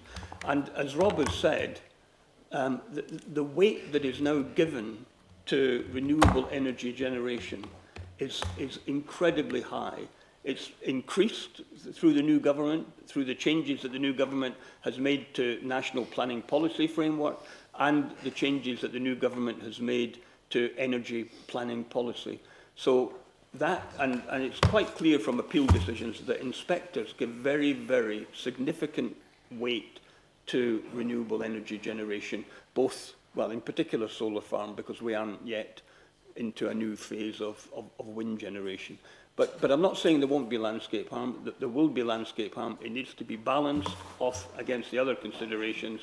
And the overall conclusion is that the benefits of renewable energy generation outweigh the landscape and visual harm that sort of will result. Thank you. Any more questions, ladies and gentlemen? No? Would someone like to move a proposal this afternoon? Councillor Hutchinson. Yes, Chairman. I respect your photographic ability, Gordon, but there again, when we had wind farms first came on the go, we had numerous site visits. We went, travelled around in a bus, looking at the site from different areas. And I can't determine this without actually seeing the site, I'm afraid. I know you said they're very badly attended. I do attend them. I didn't attend the one at the AI site because I'd already been there and seen the site. This is a very, very important, a tricky application, an important application. So I think it's only fair that we do get the chance to go and see the site and not make a decision without actually knowing what we're making a decision on. So I propose a site visit. You said you were making a proposal. Site visit. Deferral. Deferral for a site visit. Is that seconded? I'd like to second that. Seconded. Anyone wish to speak to that deferral? Councillor Gordon Stewart. Yeah, I totally agree with that. There's lots of unanswered questions. This isn't any sort of normal bit of land.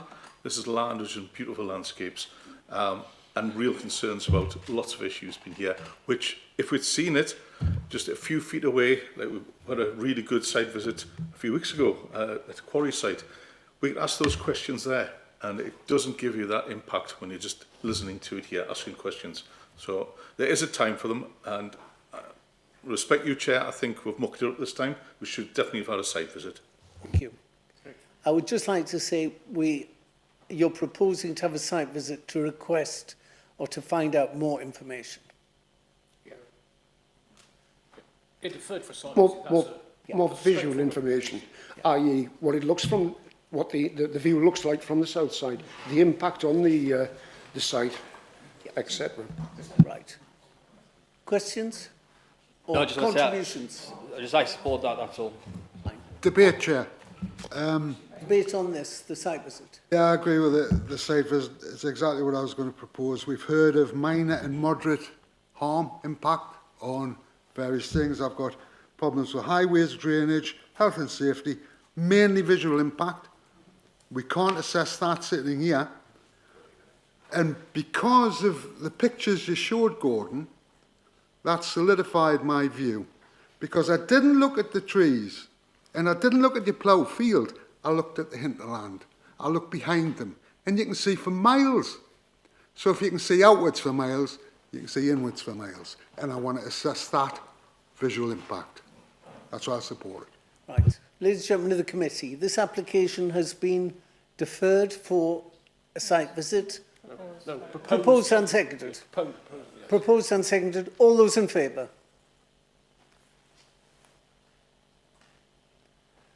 Chair. 11. Those against? 3. Okay. That is carried. Okay, so let's just have a break, a comfort break for Yeah.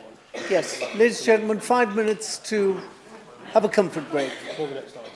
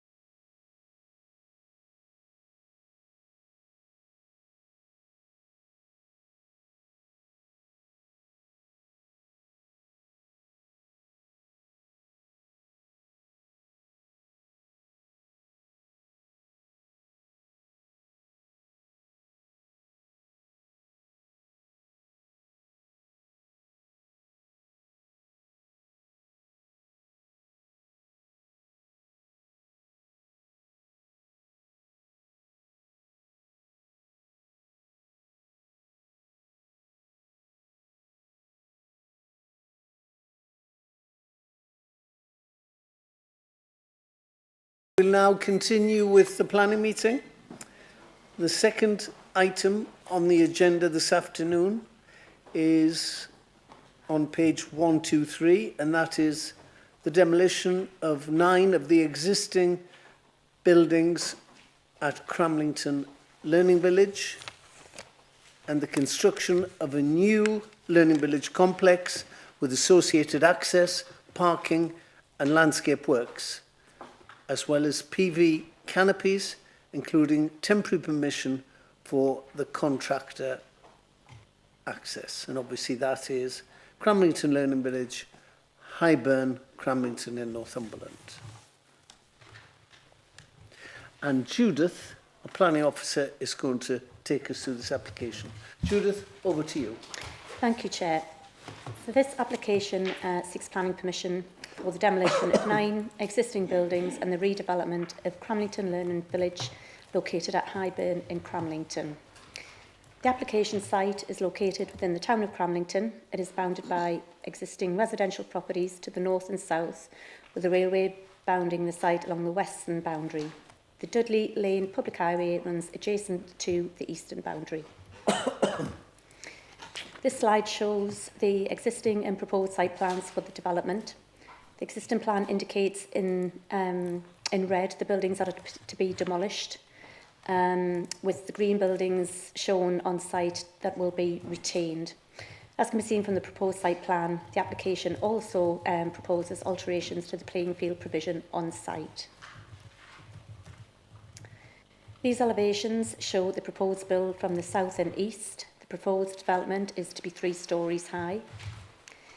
These plans show the proposals from the north and east. The external material palette aims to reflect existing development within the locality. And this plan is the soft landscaping which will be incorporated across the site in the forms of new tree planting, shrubs and hedgerows. The existing soft landscaping on the shared boundaries will be strengthened where possible, providing mitigation from the proposed built form. These images show the proposed 3D views of the development in the context of the surrounding landscape. And this slide shows an overhead view of the application site and the existing access of Dudley Lane, which is to be retained as part of the redevelopment proposals. Of note is that there are no proposed changes to staff levels or pupil capacity within the school at all. This means that travel patterns, trip generation and highways impacts would continue as per the existing arrangements. There is a condition attached to ensure that the applicant enters into a highway agreement with the Highways Authority to undertake construction of a temporary access off the A1171 public highway. A separate condition has also been added to secure the details of the reinstatement of the construction access prior to the completion of the final phase of the development, which shall be completed within 3 months of the cessation of construction and demolition works to the site. There is a further condition requiring the removal of the current acceleration lane to the A1171 Dudley Lane to the north of Longhurst Drive and its reinstatement to Highway Verge. These photos show the existing main school building from within the site, and these structures are to be demolished as part of the application proposals. And this slide shows further images of the site from within the curtilage. So the application is recommended for approval, subject to the conditions set out within your report, and as per the some of the amended conditions you've just been handed out there at the beginning before the presentation. There's just some tweaks to some of the conditions, so it's subject to those updated conditions also. Thank you, Chair. Thank you very much. Ladies and gentlemen of the committee, we now come to our public speaking section. Objectors, elected members and supporters. We have 2 people in the objector slot, Anna-Marie Simpson and Nikki Bramley. And then we've got Mark Swinburne, the local county councillor. And then we've got Lee Fulcher speaking in support of the application. So I would like to invite Anna-Marie Simpson and Nikki Bramley to speak for no more than 10 minutes. Over to you. Hi, Nikki.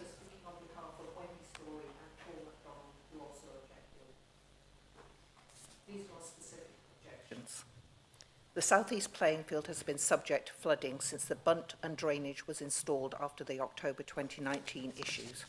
Our neighbours have photo evidence of the subsequent flooding and report having to buy pumps to pump out their gardens. Climate change is accelerating the impact. The car park plans do not reflect any of this, and therefore the measures proposed to manage the drainage cannot be sufficient. Hard standing is replacing absorbent land. If a car park is built on the southeast playing field, provision must be made to prevent water being pushed into the properties bounding this field and beyond. Additionally, the wider impact on increased flooding in Barnes Park and Lee Valley Woods has not been assessed. Condensed residential adjacent parking will have different impacts from the current dispersed parking. For example, chemical pollution runoff from the cars. In heavy rain, it will wash off into bordering gardens. Fumes pollution up to 14 hours a day due to car park use by the sporting club. Fumes will spread across the wider estate due to concentration of cars. Noise and light pollution up to 14 hours a day. The closest current car parking is approximately 100 to 150 metres away from residential property. This will move to approximately 15 to 20 metres away based on plans submitted with the planning application. This will result in a loss of privacy as car owners will be looking into bedroom windows as they enter and exit their cars. There is non-flood-proof prone land adjacent to Dudley Lane away from residential properties which could potentially resolve all of these issues. In addition, on the Southfield Gardens estate, near misses, illegal parking, road rage, speeding and dangerous driving are commonplace and worsening year on year, term on term. The plans take no account of the exponential rise in issues which continue to be unpoliced.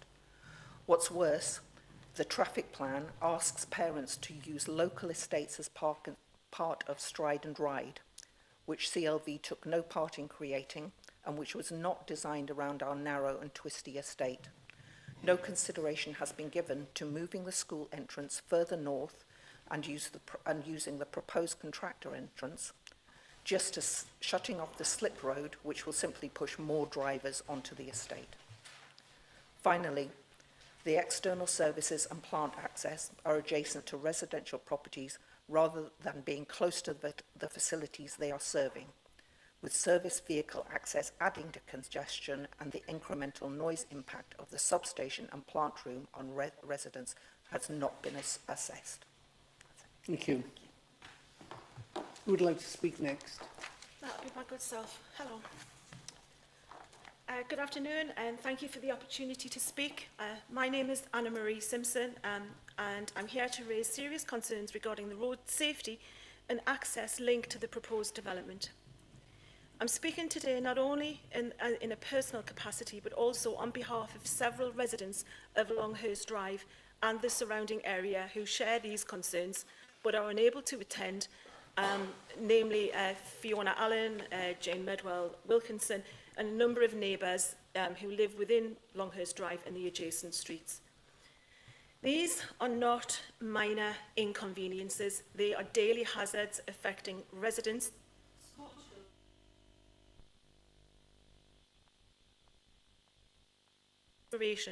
before progressing the proposal. Firstly, access and road congestion and safety.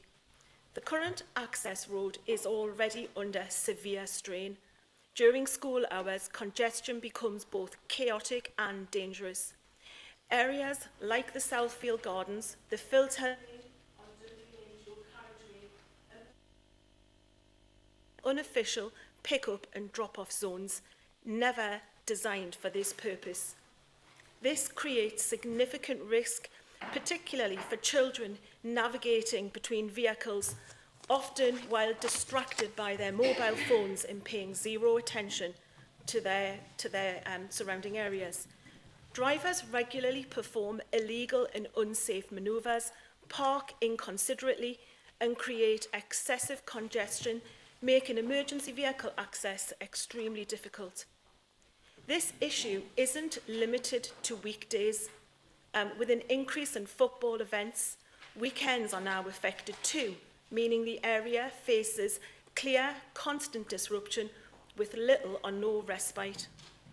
Despite multiple reports to the police, the school and the county council, no meaningful interventions have been made.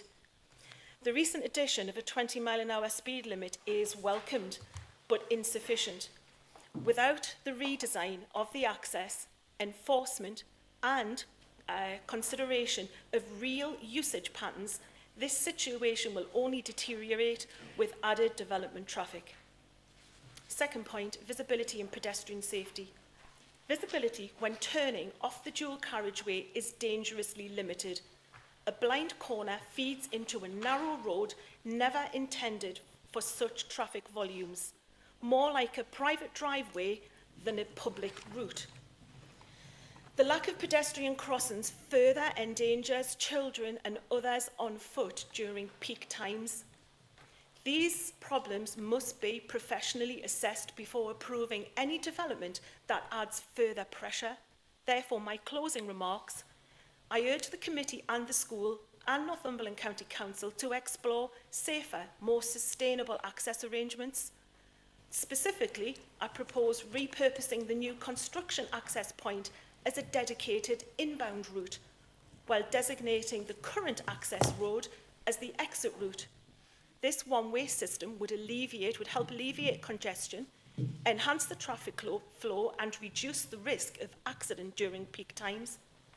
Additionally, introducing a no-through road restriction beyond the Southfield Gardens estate would discourage non-residential traffic, thereby preserving safety and tranquility for residents. Please do not approve this proposal in its current form. The safety of children, emergency access and overall infrastructure demand better planning. This is not about convenience, it is about responsibility and safety. Thank you for your time and I welcome any questions. Thank you.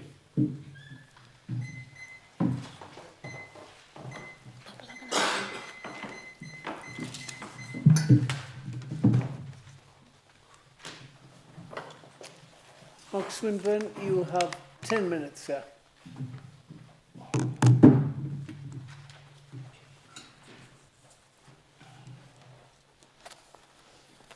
Thank you, Chair, committee members. So I welcome the investment and upgrade to the Learning Village, which will be an asset to our town and those learners who spend their time there. This at least will be one that's not a strain to the county coffers. I am thankful to the developers for taking on board some of the feedback from the consultation, like moving the build access away from the residential estate entrance, and also the fact that they need to install a sprinkler system, which they didn't realise they had to do in Northumberland schools. However, I support the residents' objections and concerns raised. While the application in front of you has no doubt been put together to technically meet planning requirements, there are many factors which it ignores. For the development to take place, it requires the existing car park to be moved. But I look to you as members and ask, if you were moving a car park, would you move it immediately beside residential housing, the same distance as the width of this room, with noise, light and other pollution to contend with? Why place it here on the southeast side of the site when it could be placed on the northwest side, immediately beside the existing main road, where there is already traffic, noise and pollution, and away from any housing and issues it will create? This also looking at a possible reduction in other traffic problems, which I will come to later. The resolution offered by the developers is to put a barrier of trees between the car park and the houses. As we know, these will take some years before they're established. By the time they are established, as members will know from experience, they then bring with them the issues that we're all aware of from mature trees, that of light obstruction, leaves, roots and other complaints. Notwithstanding the fact that well-established trees have already been removed on the entrance to the school as part of this application in anticipation of where they want their car park to go. Remind us of some of 2017, just outside of here. Added to other clearance work and preparation which is being carried out and was being completed even yesterday Despite the application not coming to committee until today, it's disappointing that some expect this is a given decision for them. You heard in the previous application about a 15-metre buffer zone for trees. The car park will be less than 15 metres away, and they want to put trees between the houses and the car park. Sound reports provided for the car park show an estimation of 48 decibels. This is the information I was given, but not the information you've been provided in your reports, which shows only when you've been locked in your house. The limit is 50 decibels. The response I was given to this was a worst-case scenario and would be 200 cars in a 1-hour period. In my work with our own highways team, I previously, some years ago, supplied them with actual counts, photographs and videos regarding traffic and congestion issues where normal daily volumes were 200 to 250 cars in a morning in 1 hour and 300 to 350 cars in an afternoon in 1 hour. This needs no estimation, and traffic has continued to increase since then. The placement of parking in this location is entirely unsuitable and has to be changed. The planning submission has some interesting history about the Cramlington area, even referring to it as Cramlington New Town. Although it expanded from the 60s onwards, it was never officially designated a new town and therefore did not receive the benefits that a new town would. But I have more to add. 25 years ago, this was Cramlington High School, and traffic volumes were much, much lower and not an issue. The application submitted states on a number of occasions that there are no anticipated changes to the enrolled pupil or staff operating numbers as a result of the proposed development, and this is what the report is based around, and it's pretty much correct. But I must add to the following. Our own council knows this site as having by far the highest number of parking complaints across all of Northumberland. Year after year, volumes have increased, as they have in many areas, but using the applicant's own data, it shows we now have around 960 staff and pupil vehicles travelling to the school on a daily basis. The traffic backs up down the main Dudley Lane, past the first roundabout, and queues back to the second roundabout near the A19 junction. What hasn't changed in all of this time has failed to be addressed by successive councils and isn't proposed to change in this is the school access. The result of this is parents parking in the clearly marked no stopping areas around the entrance, on the side to the dual carriageway, and bus stops surrounding residential estates, and then the estates beyond that. This isn't just 10 minutes in the morning and 10 minutes in the afternoon, as some would seem to think. This can be for up to an hour beforehand and sometimes more, plus daytime parking by sixth form students. Numbers increase each year and each term. Things escalate constantly. Recent events saw a resident actually having their car surrounded by a gang of parents and threatened to be dragged out of their car for committing such a heinous crime as reversing out of their own driveway.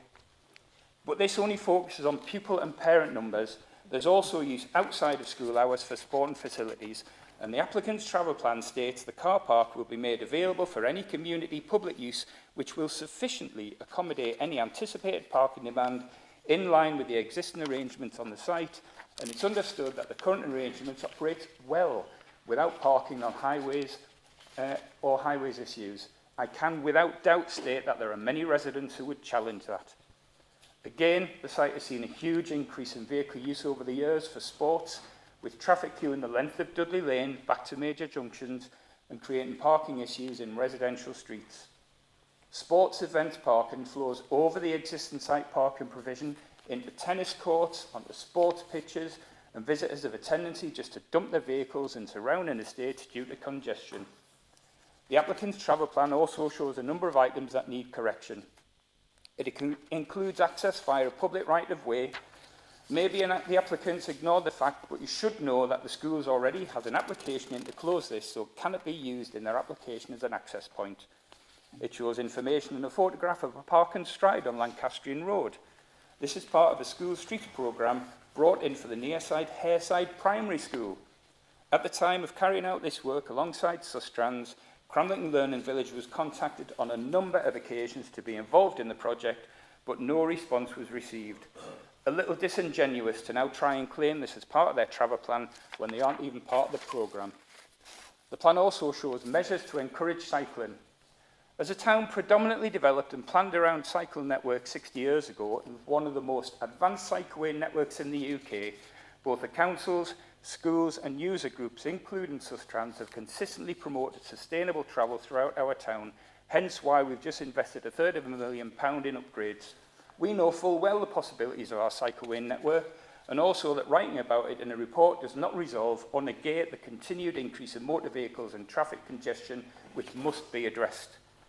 The applicant's travel plan and transport assessment are effectively the same document. The application includes a document from National Highways.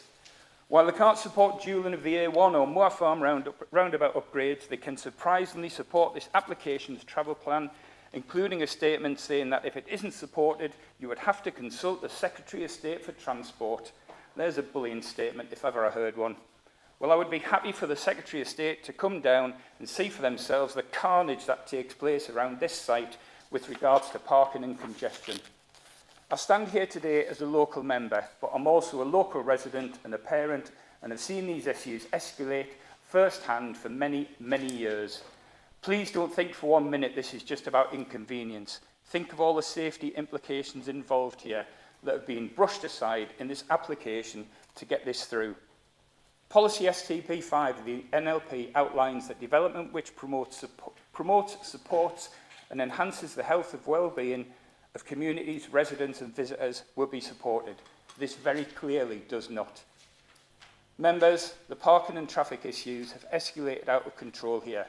You have the ideal and only opportunity to now put an end to this and look to improve and resolve this situation. If not, people will look back on this here as the failed chance to take action and put things right.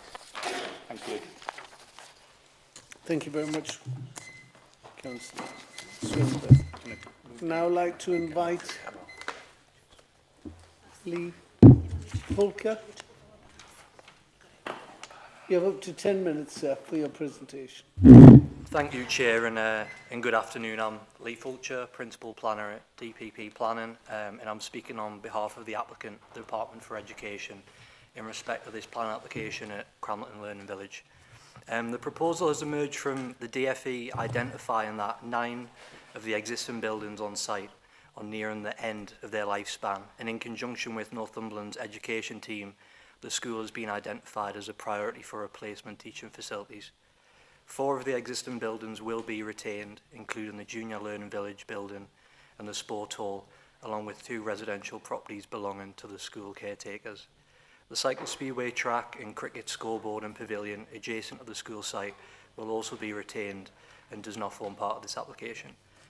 The modern teaching facilities will significantly improve the learning environment for students and staff and will allow for community use of the new indoor and outdoor sports facilities. It should also be noted that there will be no increase in overall student and staff numbers, which is key, and the new teaching block will be constructed with the current buildings demolished following this to ensure that temporary teaching accommodation is not required, minimising any disruption to students during this period. The application has not generated objections from any statutory consultees, and the submission followed a formal pre-app inquiry that was submitted to the Local Planning Authority in August 2024. A period of public consultation was also undertaken between October and November 2024. Following this, having listened to the comments made by residents, a number of changes were made to the scheme, which include, in response to the concerns that there may be safety issues for pedestrians within the car park, an updated site plan was provided which introduced traffic calm and speed bumps into the long straight aisles of the car park. And informal painted walkways are proposed in the southern portion of the car park to encourage safe movement from cars to the school. Also, in response to the concerns that some of the car park was situated too close to properties, we reconfigured the car park to move 6 parking bays away from the boundary close to these residential properties. Also, to address concerns around trees being planted too close to the site boundaries, the site plan was updated to omit any boundary planting, so that's been addressed. The substation on the site has been moved further west than previously proposed due to residents' concerns that it was originally opposite the properties, which was a fair assessment. And given the concerns regarding construction vehicles using the main site access, we're now proposing a temporary access further north along the eastern boundary of the site, as was the case for the Junior Learning Village, which has been mentioned, and that'll have dedicated contractor parking, which is proposed in order to mitigate potential for contractors parking in surrounding residential areas. So based on this, it's evident that the Department for Education and Beaumont and Kirkland have listened to the concerns raised by nearby residents in order to develop a scheme which integrates well within the community. The scheme will also provide a number of public benefits. For example, it will result in a significant amount of investment into education facilities at Cramlington Learning Village, which will benefit existing and future students and their families in the local area. The proposed new school building will provide modern and more efficient teaching facilities to contribute towards the overall improvement in the school's operational performance, ultimately improving the quality of education for existing and future students. Temporary construction jobs will be created during the demolition and construction phases associated with the development, which obviously in turn will generate use of local amenities and services in the area by construction workers to benefit the local economy. The new building is to be fabric first and net zero carbon in operation, with sustainable practices being a core objective of the school's operation. These improved sustainability benefits of the new building will ensure that there'll be a reduction in the running costs on the site. Existing and future students will have access to high quality outdoor sports facilities, which will also be made available to the public via a community use agreement. There's a number of landscape areas around the site which will contribute towards the physical and mental well-being of all students.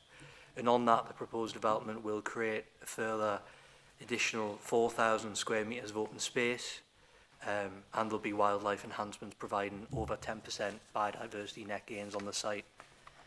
In addition, there'll be a substantial increase in cycle parking with recognition of the cycle links within Cramlington, as well as the introduction of EV parking bays, which will encourage sustainable modes of transport to and from the site. To conclude, the proposals will provide a high-quality modern teaching facility at Cramlington Learning Village. It will be entirely consistent with local and national policy, and as such has a recommendation for approval. We therefore recommend respectfully request that the application is approved in line with the LPA's recommendation. Thank you for your time.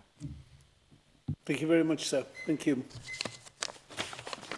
Ladies and gentlemen of the committee, questions to our planning officers. Councillor Malcolm Robinson. Thank you, Chair.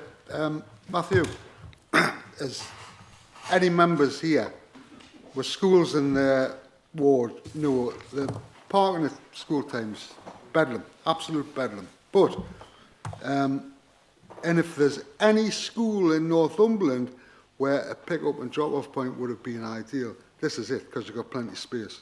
I mean, this is the one we could have done. But have we still got the policy where we won't even consider them because it might look as if we're condoning car usage? So people are putting up with this parking problem, everything else, because we don't want to appear to condone car use for transporting kids to school. It's a fine balance, as you know, as all members know. General principle is that you shouldn't be, encouraging car use of the site. When looking at this application, there is currently provision for pupils to be dropped off within the car park in front of Inspire building by the current sixth form centres. And that forms a loop that causes that results in the congestion. In planning terms, when we're assessing this one, it is if there are any changes that will have a material impact beyond onto the highway. Because of the pupil increase, because there's no pupil increase, there's no staff increase, there's no, if you like, when you look at the national database or you do surveys, you would end up with the same answer whether you have the development or you don't have the development. In this situation, what the proposals do is they open up all the car park aisles available for drop-off. So whilst the initial bit of the car park is closer, thus reducing the amount of space for drop-off, once you have all the aisles involved, there is more space within the car park for drop-off within the aisles to continue the existing situation. So we are getting potentially some improvement in terms of more space on site for drop-off, whilst balancing the fact that this site, as has been said, is connected to the Cramlington cycle network, straight out the northern boundary, straight onto the off carriageway, cycleway network, which is what we're encouraging, and that's what the travel plan seeks to do as well, is to push that further. So whilst there isn't a policy, there is the general principle that you're not providing drop-off to increase car usage. The development proposals do give us a little bit extra space to try and mitigate what's already happening, but we are bound by planning in terms of we can't ask for more because there isn't anything generated additionally for pupil and staffing numbers. Could I just add a point here, Chair, if that's okay with you? And this is perhaps the most important point to consider when members are thinking about this application. Okay. Be really clear in your minds about this. This is an existing education facility. The application is not seeking to increase the number of pupils or staff. It's seeking to enhance the buildings on the site for the benefit of education. Okay, right. That's the first point. The second one, as we've been through many times at this committee, if you have highway concerns, a refusal on highway grounds needs an identified severe impact. Given that overall numbers are not changing, and you're talking about an existing site, that will remain open, irrespective of whether we improve the buildings or not for the children, that some of the traffic problems identified will be there already. But what the point's been made clearly is that using this opportunity, we have sought with the applicant to fine-tune the provision on the site so there'll be a modest improvement over the existing. Okay? Remember, we are not, this isn't like an application on a virgin field. So a refusal for any sort of reason will not stop all the issues that the speakers have highlighted in terms of traffic problems. So remember, it's an existing education site without any intensification of use. It is a replacement of buildings, and the amendments to the car parking do, however, facilitate a degree of improvement. Okay, and that is the real key issue, the key material issues to do with this application. Okay. Thank you. Councillor Caroline Hall. Thanks, Chair. So can I just have some clarification on the number of cars that come in and out of this site currently? Because I know we're saying that there's no increase, but there's already a big problem in this area. It's a very busy route. It's a high-density area for residential, for homes. It's accessing some of the major A roads, and it is already a problem. And I just think we are missing an opportunity to be able to do something about this. As somebody that does know the site, does know the area, I think it's quite shameful that we're not putting something in place to address some of these issues. Yeah. Before I bring in our highways advisor here, I will just point something out, is that the problems you are identifying will be in place, irrespective of whether this application goes ahead or not. We need to look at this application on its merits and the impacts it will cause. Okay? Not to look back at saying, if there wasn't the education facility here, it would make things better. That is not the question. The question is this acceptable in highway terms? Categorically, it does not make the highway issues worse. They remain the same, but it does take some opportunities to improve it slightly. And that's the material issue that you need to place weight on. But I'll bring in Matthew here to give The transport assessment does not provide survey numbers, has not done a survey in terms of numbers of trips in and out the site because it's not changing. So there's no benefit in doing that survey because they just say it's exactly the same. So there isn't a number in the transport assessment. And as Rob says, that's key. I think also to add to that is there is a minor benefit with the car park, but also the closure of the acceleration lane. When the construction traffic access goes in, similar to when the learning village went in, was constructed, that will be closed off for safety to separate the accesses. that acceleration lane is used illegally for pick-up, drop-off. It will be removed temporarily for the 18-month, 2-year construction period, so we've requested that that is made permanent. Again, a little bit of benefit, but again, we can't go much further because of the planning. You know, in planning terms, there is no material change. So can I just check then, so there's not going to be any extra community use that it states? Because one of the supposed benefits is that there is going to be increased community use as well, which I'm assuming means increased cars, which is increased impact for the local area as well. Just to be clear, like by community use would mean effectively out of hours use, rather than for the existing times when the school is operational in terms of how busy it is. And it is a policy to promote for physical well-being as much community use as possible on public investments, for education and other community facilities. Okay. But there will be a management plan for that side of it as well. Thank you. Councillor Alex. Thanks, Chair. Chair, I only know where the school is because the number of times I've driven up and down that road. Very seldom had a reason to drive into that housing estate. But I was wondering, as we'd all encourage more children at whatever school to walk, to cycle, you can't expect them to do that on that very busy road. But can anybody tell me how many access points there are for children to walk into school? For example, if I lived in the town centre or any of those estates around the railway station, if I was getting off at the train, how far do I have to walk? And is the, I'm guessing, I hope not, the only entrance is where the traffic is? So there are, on the northern boundary, directly onto the off carriageway, cycleway, footway, there are 2 accesses in there, so that's directly off the cycleway, footway. There's existing drop curbs to let the cyclists cross the footway to get into the site, and the first thing that they encounter as they come in as cyclists is the rather substantial cycle shelter. The existing cycle shelters that are currently at the junior learning village are retained, and then there's further cycle shelters near the front of the new building for the occasional visitor or those that aren't coming in the site. The other access from Longhurst Drive is as existing.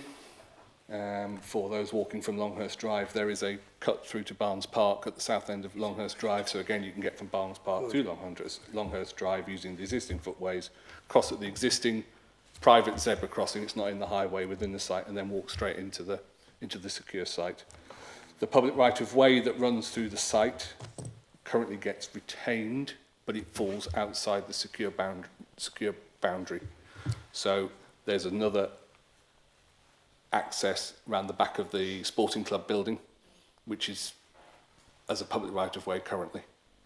So there's effectively the main pedestrian cyclist access is directly on the north boundary where you've got the infrastructure that already exists. Can I thank you for that answer, Chair? And it seems to me as if cyclists and pedestrians are catered for. I know it's quite a while since the authority used to employ walking to school officers. That we no longer have them, which is a shame in my opinion, especially in smaller schools in town centres. But has there been any communication with the education authorities to encourage assistance to encourage more children to walk to school, more cycling to school? That I think could be helpful to reduce the traffic. It's the traffic that seems to be the biggest problem here. There's a school travel plan that's been submitted, reviewed by our school travel plan team. First submission needed work, that's been done, that's acceptable.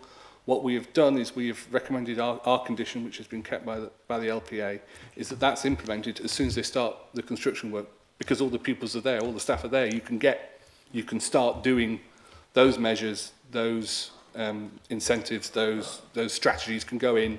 I mean, they could go in if members were to approve it today. They could start tomorrow. Well, not tomorrow because they're on holiday, but you know what I mean. But the planning ties them to get that going as soon as they start construction. And then 12 months after the new building gets occupied. So they may still be doing works elsewhere. There'll be a refresh of the travel plan once the new infrastructure's all settled in, etc., to, again, see if they've met the targets they've set today. And if they have, set new ones. If they haven't, why have we not done that? And let's get that done. So it's part of the school travel plan, Tony, and our school travel plan team will coordinate that. Thank you very much. Any more questions, ladies and gentlemen? Malcolm Robinson. Thank you, Chair. We've heard 3 or 4 times that the numbers aren't changing, pupils and teachers, and that's been used to justify certain other arguments, I think. But we all know usage will increase depending on the infrastructure. If you put it in or you improve it, usage will increase. So, and we don't know how many car journeys exactly, but do we know how many pupils have cars? Do we know how many teachers use cars to go and park there? Because unless it's in the high 90%, I would suggest we can't use the phrase that nothing will change because those numbers aren't going to change. We can use it to justify the school, and we want the school, we want the best facilities we can. This is all about the cars, the parking, the highways issues. That's been identified by many people. I'll give a general answer to this, if it's okay, Councillor Robinson. Remember the situation we're facing here. This is not a new school on a green field. This is an existing school. If what is proposed today didn't go ahead, it is likely that as society changed, either car usage could go up or it could remain the same or it could go down. That won't be changed by this proposal. That is a factor of society.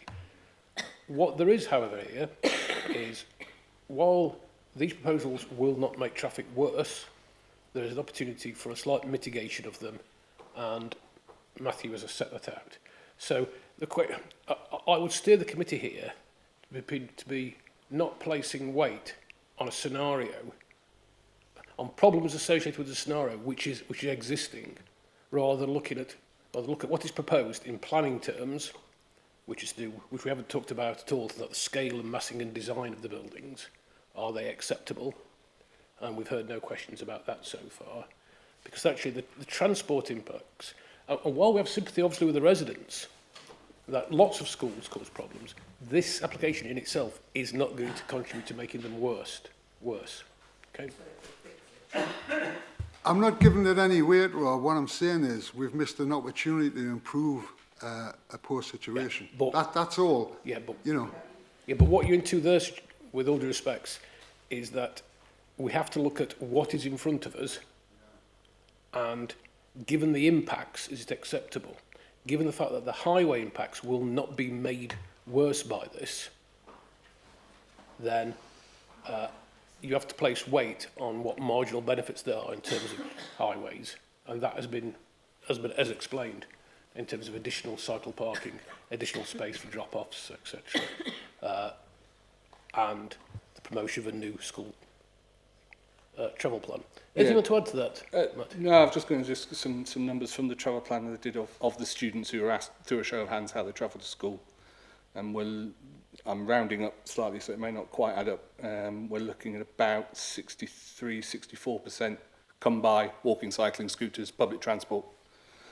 33% come by car, and then there's 4% of car sharing.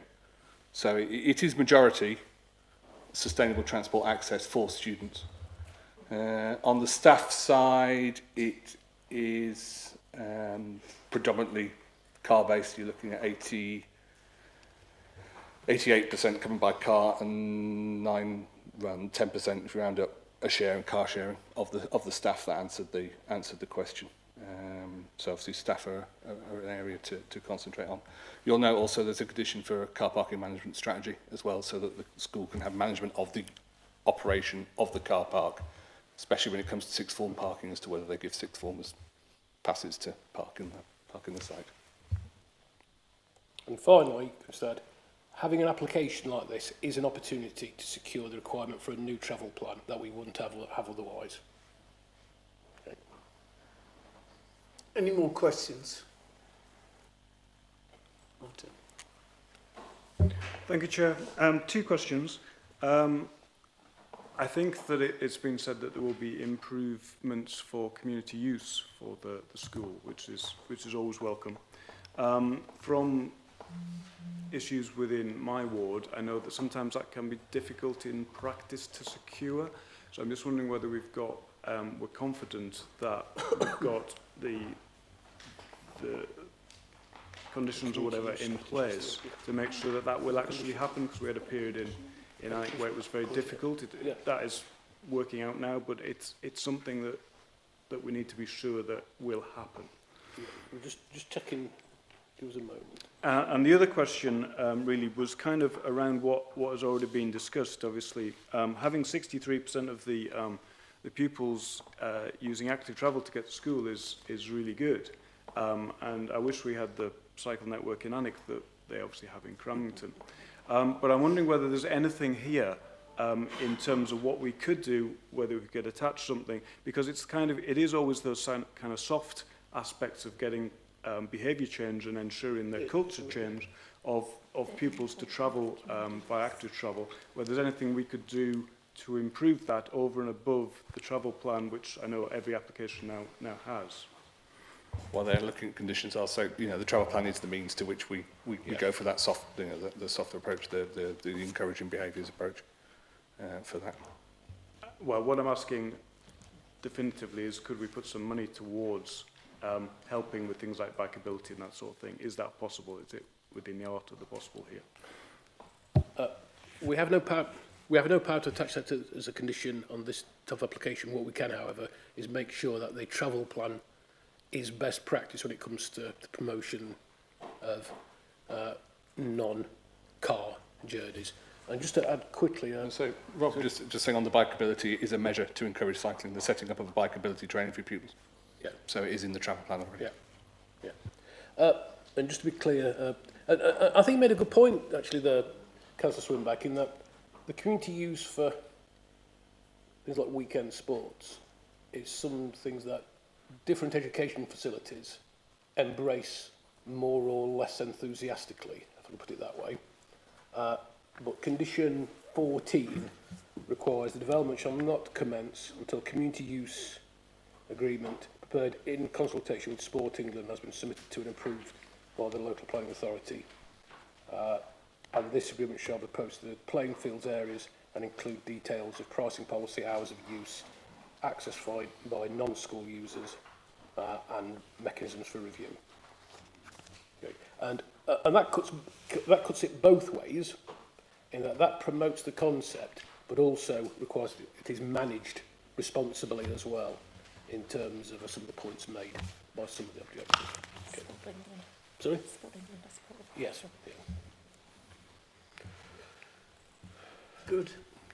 And can I just ask, our highways man, I hope you've been noting down the comments that our speakers have been made so you can filter them into your new travel plan or ask the questions.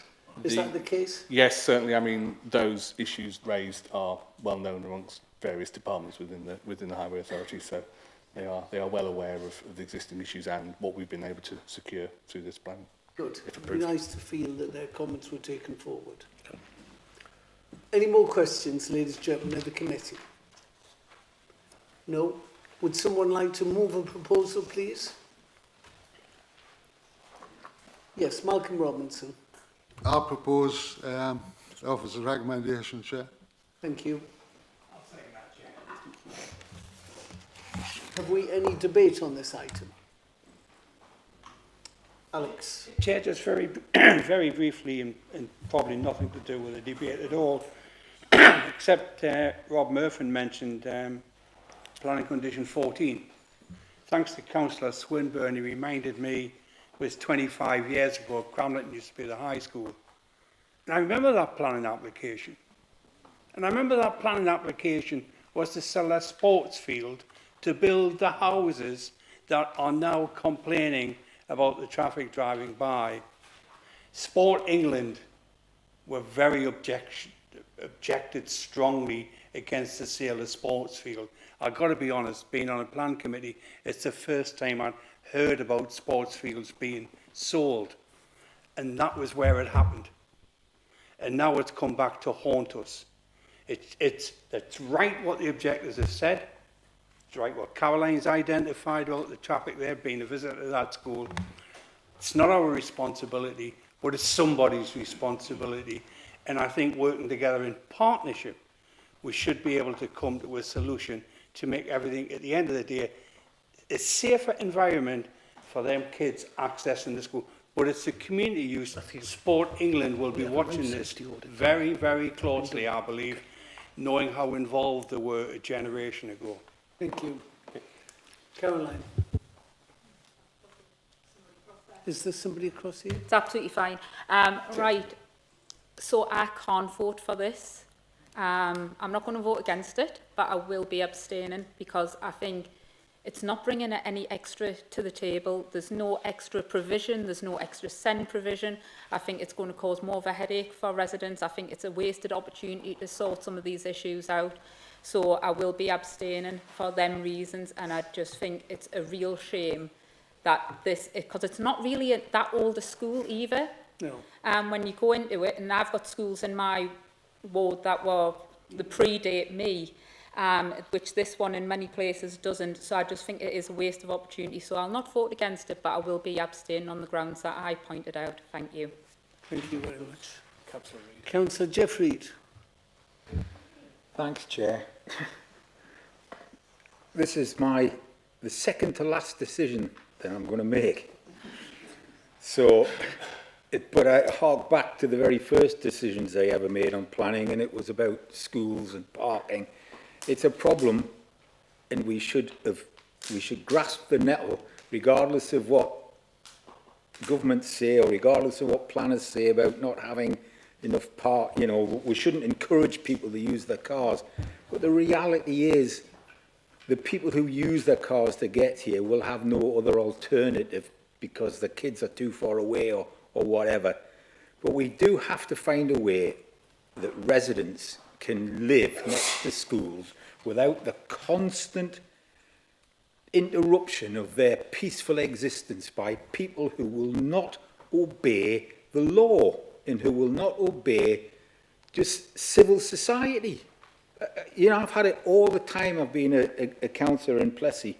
The school there is just, you know, it's a perennial problem, and we had the people who designed this had the opportunity to put it right, and they've missed it.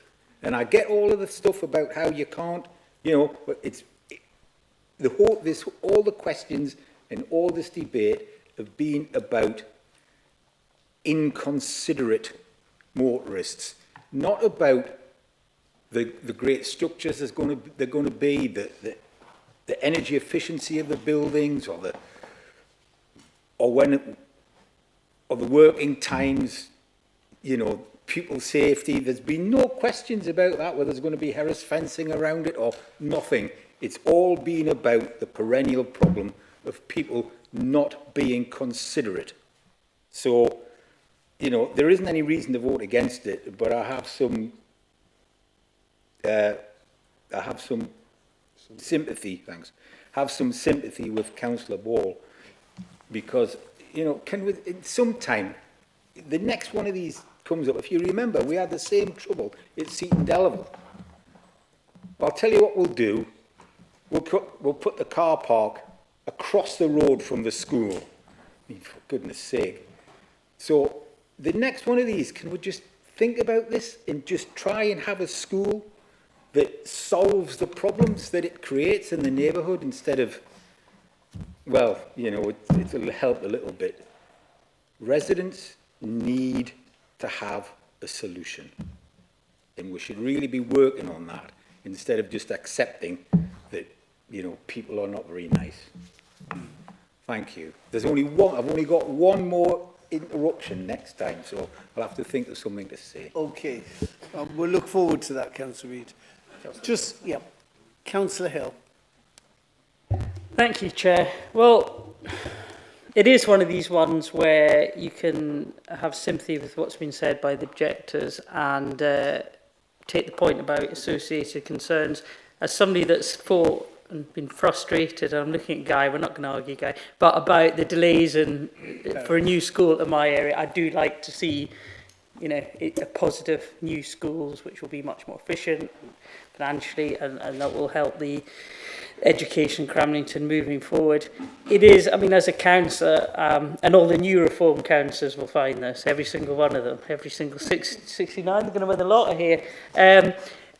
When you hear, because you know, you want to find solutions to problems, don't you? You want to help your residents, and when you hear, I mean, housing's another one. That's another story. But when it's about car parking and transport, because you know, the amount of times you have to say there's too many cars, bigger cars, roads not built for cars, and not all problems have solutions, unfortunately, or easy solutions are viable or cheap, and so on. So it is a frustrating area. Get the points the objectors have said. But there is no reason, there's reasons to be positive about it, and there certainly isn't any reasons overall to refuse this. So I'll be voting for it. Oh, good, good. Just from the chair, I would just like to say there's a lot of pressure on you, Matthew, at the end of the top table to really come up with a good travel plan that takes on board the objectors' comments. And the only other thing I wanted to finish with is, you know, Cramlington Learning Village. Now, I don't know how that came about, but I look at it, the old plan, and I can see the collection of individual blocks, like little houses in a village. And I'm just wondering, should it now be called Cramlington Learning Block? There we go. Ladies and gentlemen, it's been moved and seconded. Do you want to sum up, sir? Just to say, I don't think anybody's against the school build. All the objections, all what we've heard is about parking, car problems. And like I say, we've got it. I've got 4 schools in my ward, exactly the same problems. Residents can't get in and out. They were built long ago, which is the bulk of the problems. They don't take cognizance of modern car usage. Here, we have opportunities to do that. And I first made the point when we built the one across the road there. And I was told to shut up because we had this daft thing in place, we might seem to condone car usage, which is hiding our heads in the sand. But for the application itself, let's give the kids the best facilities we can give them. That's why I proposed it. Thank you. Thank you. All those in favour? All those against? Any abstentions? 2 abstentions. Thank you. We're going to our 3rd application this afternoon.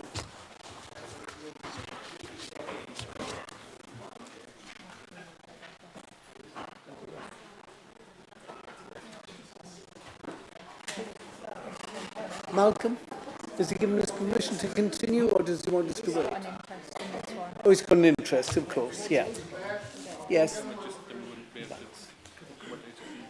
Right, 3rd application, ladies and gentlemen, this afternoon is the erection of a cinema with ancillary leisure space, 2 restaurant units, associated landscape and parking and access.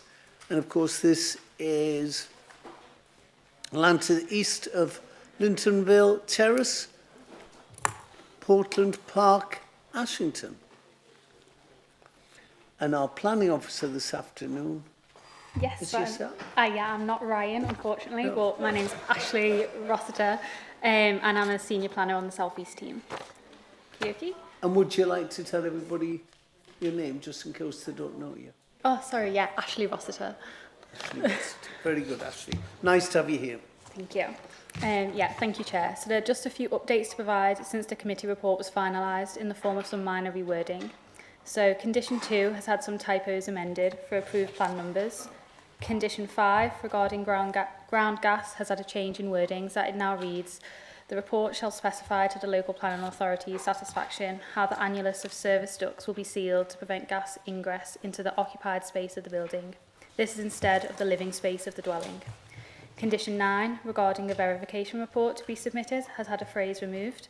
This originally read, prior to the development being brought into use or continuing in the use, the applicant shall submit a verification report to the local planning authority for its written approval. The or continuing in use phrase has been removed. Condition 15 has been noted on the handout, along with condition 18. Condition 23 relates to SUD's management, and there was just a slight typo error here with a capital letter where it shouldn't be. This has been corrected. And finally, condition 25 was noted on the handout also. However, this also changes paragraph 7.17 of the committee report, as this currently states the previously proposed trigger point. So the new trigger point will now be included. And that concludes the updates, so I'll now move on to the presentation. So, planning permission is sought for the construction of a 5-screen cinema with associated restaurants, landscaping and access on land east of Lintonville Terrace in Ashington. In 2019, a cinema with restaurants and 120 car parking spaces was submitted for the site and received planning permission in January 2020. However, due to funding constraints, the project did not go ahead and that permission has now lapsed. As stated, the application site is located in the town of Ashington and is bounded by existing commercial development. Immediately to the north is the Asda petrol filling station, to the east is the existing leisure centre and home bargains, whereas on the opposite side of the highway to the west is an Asda supermarket. The site is recognised as being highly accessible, with the recently opened train station located approximately 0.5 miles from the site and several bus stops located directly to the south. In terms of non-motorised transport, it is noted that there would be 12 cycle spaces along with improvised pedestrian links. 78 car parking spaces are also provided as part of the proposals. This slide shows the proposed site plan for the development. Soft landscaping is proposed upon the shared boundaries of the site, which includes trees, shrubs and hedging. The proposed car park within the northern element of the site shall incorporate the majority of the soft landscaping, providing a partial screening of the area from the public domain.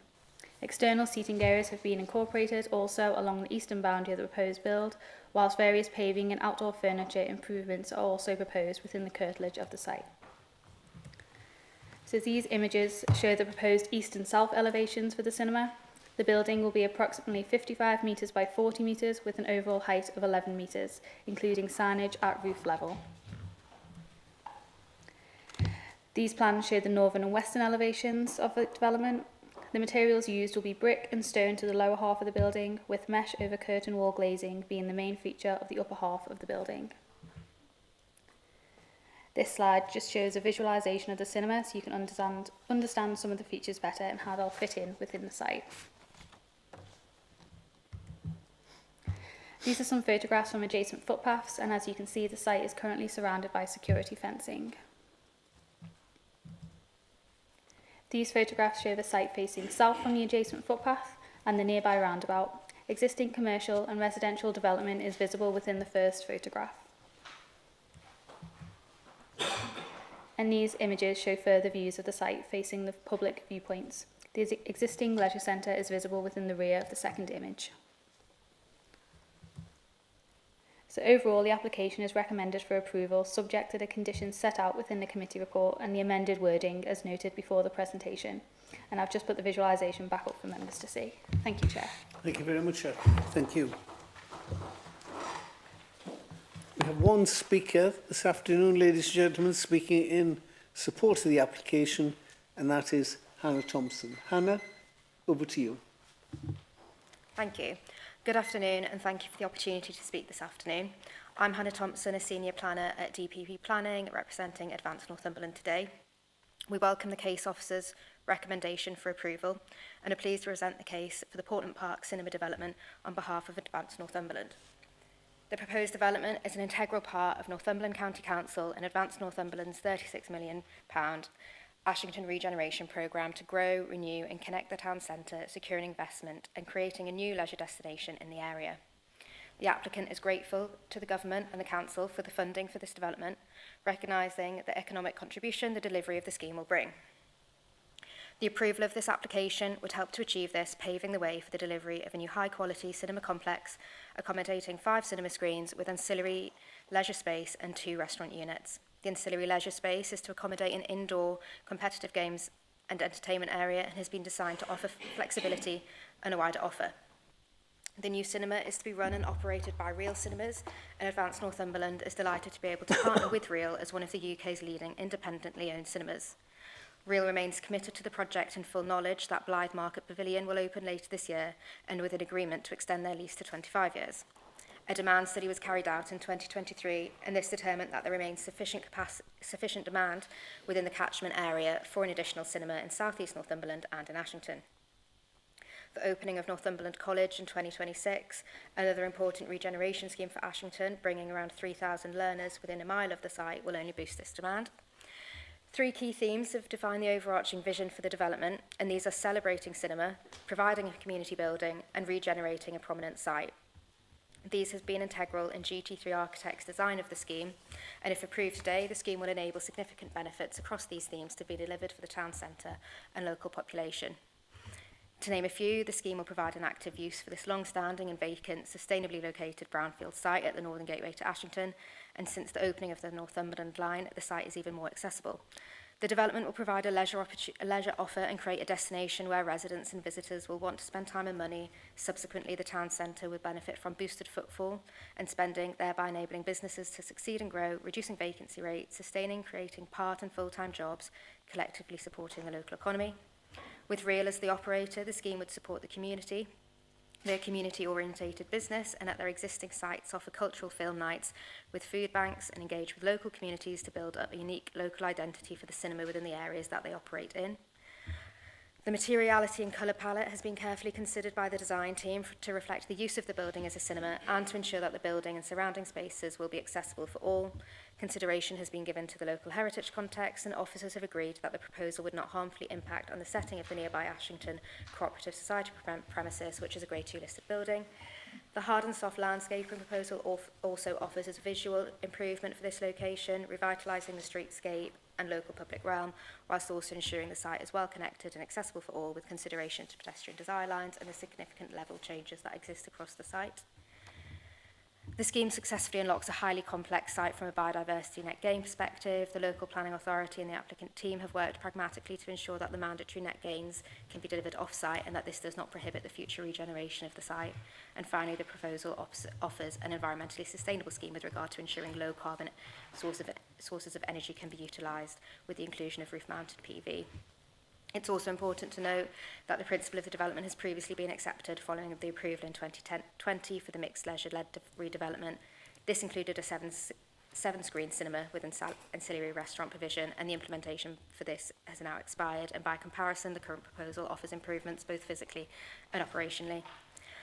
Throughout the pre-application stage and determination period of the application, the applicant team and officers at the LPA have worked collaboratively to successfully and sufficiently respond to all statutory consultee comments. As a result, and as detailed within the committee report, there are no objections from statutory consultees. To conclude, the proposal will provide a high-quality cinema complex in an accessible location within Ashington Town Centre to ensure its continued vitality and viability in the years to come as part of the wider investment plan for the Ashington Regeneration Programme. The proposed development is in accordance with both local and national policy, and with no statutory consultee objections, we would ask the committee to approve the application today in line with the case officer's recommendation. Thank you for your time. Thank you very much indeed. Chair, before we move on, I think we need to amend standing orders because we've gone over three hours. Yes. Would someone like you move standing orders? Seconded. All those in favour? We've amended standing orders. Is that okay? Yeah. Ladies and gentlemen of the committee, any questions you'd like to put to our planning officer? Caroline. Thank you, Chair. Can I just have some clarification on the covers for the 2 restaurants, please? Yes. Oh. How many people will each of the 2 restaurants sit? I'm not sure that that's something that's been determined as part of the application, but obviously be restricted as part of the size of the unit Right. that they can bring. So, because I have a major concern, 78 parking spaces, 2 restaurants and a cinema. It is nowhere near enough for this site. We already have parking issues within Ashington Town Centre.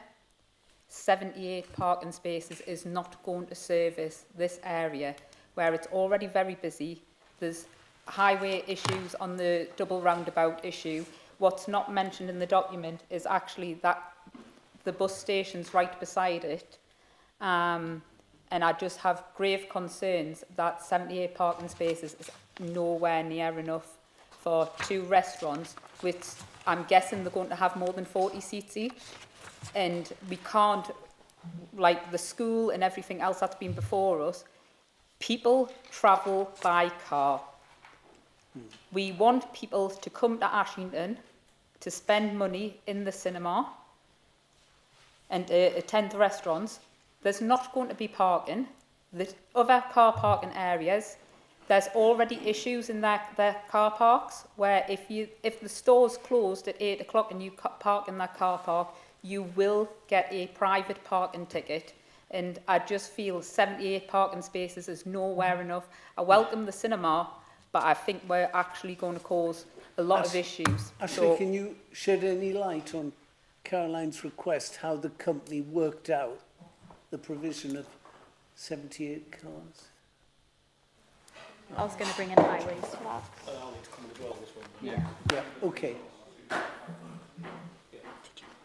Can I just start off by saying, in central urban locations for things like cinemas, retail, etc., particularly a town with improving public transport, in itself you would not seek to over-provide parking. In fact, it would be typical in many urban areas to provide no car parking with such facilities in such a location. However, there's, as you say, there is provision. And Matt, could you just talk us through how the efficacy of that was assessed and its sufficiency? Just looking at it now.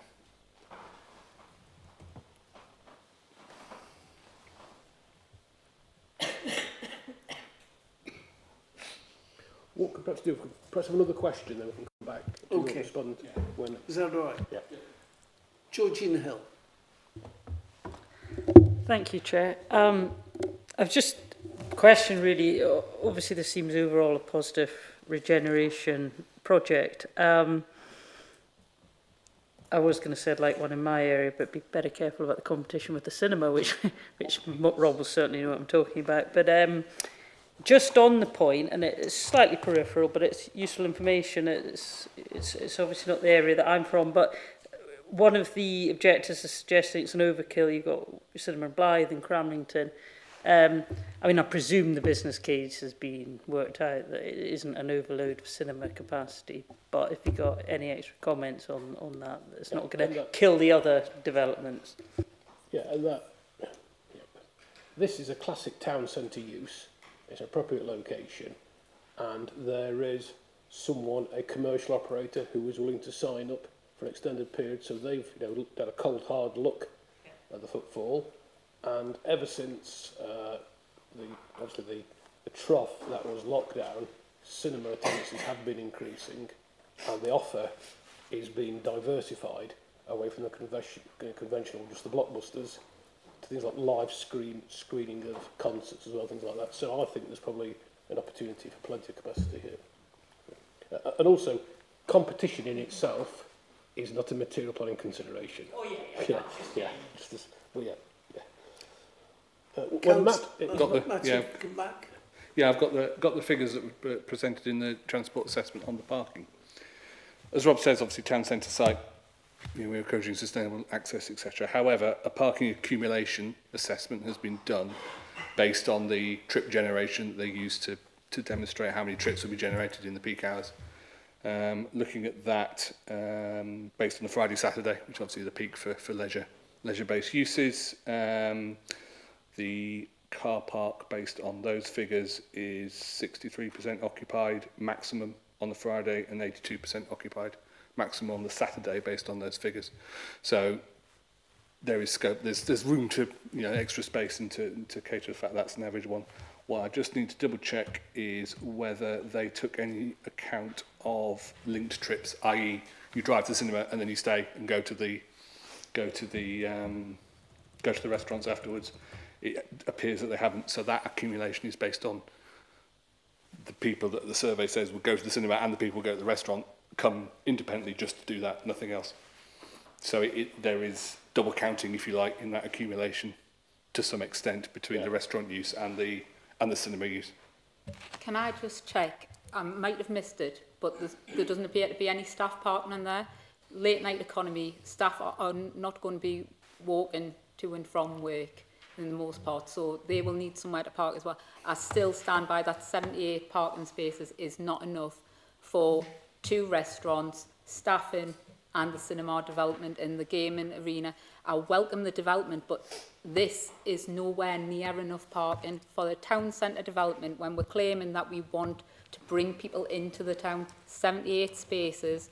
By the time you take the EV charging out, take away the fact that there will be staff parked there, there is not enough parking already in this site. And when you remove the fact that you can't park in other areas because of the restrictions, because the car parks are being sold off, I do think this is a massive issue. I think there's an opportunity to use the grassland opposite to be able to alleviate some of this parking. But all of that curtilage around the south side of the cinema, you already have parking issues opposite Weatherspoons every evening where people are parked right the way along.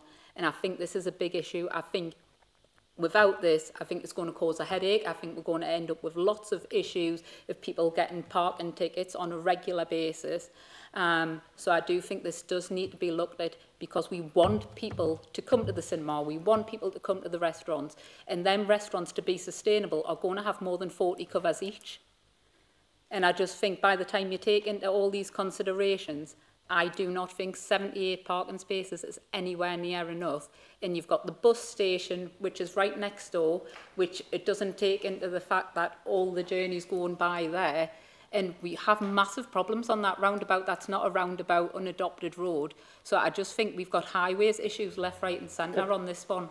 Yeah, Chair, can I just say, with all due respect, Councillor Ball, you've almost answered your question in part by saying there's a bus station next door to it. It is very well located for public transport, and I think for the wider regeneration of the town, that as it hopefully grows and succeeds in terms of its economic activity, maybe outside this we can look at further parking, but the basis of the modelling we've got, that we apply consistently to advanced schemes, to private sector schemes, to county council schemes, to education schemes, that, as Matthew said, the modelling suggests that the car parking proposed for this development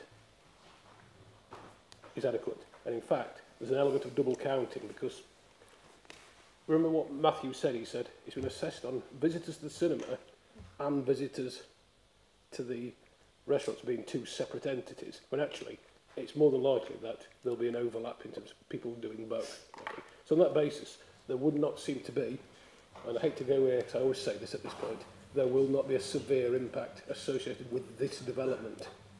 Okay. And I think one thing you've got to think of, Councillor, is that, you know, you go to somewhere like the Odeon at Silverlink and they've got 2 restaurants, but it's mainly coffees and sandwiches and burgers. It's not people going out for a meal as such like they would at a nice country inn in the middle of Would you recommend anywhere, Trevor? Couldn't recommend anywhere. Question from Councillor Watts. Thanks, Chair. Watson, not Wallace. Sorry, Wallace. No, it was Watson. Yes, you said well, to me exactly. first, but Alex You are started first. speaking. You are first. Councillor Watson. That's fine. I'm probably going to ask this on the next application as well, but these developments look amazing on the visuals with the landscaping. But is there nothing that we can put in planning that actually has the maintenance of these landscaping? Because often they come back to the town council, having arguments with the county council about who's going to pick up the maintenance for them. And they don't look great for very long when there's litter in them and bits are being torn out by kids. And we've got this problem in Blythe currently. So is there nothing we can do on the landscaping side, like we do on some developments with housing developers, where there's maintenance? Is there a condition about the maintenance of landscaping areas?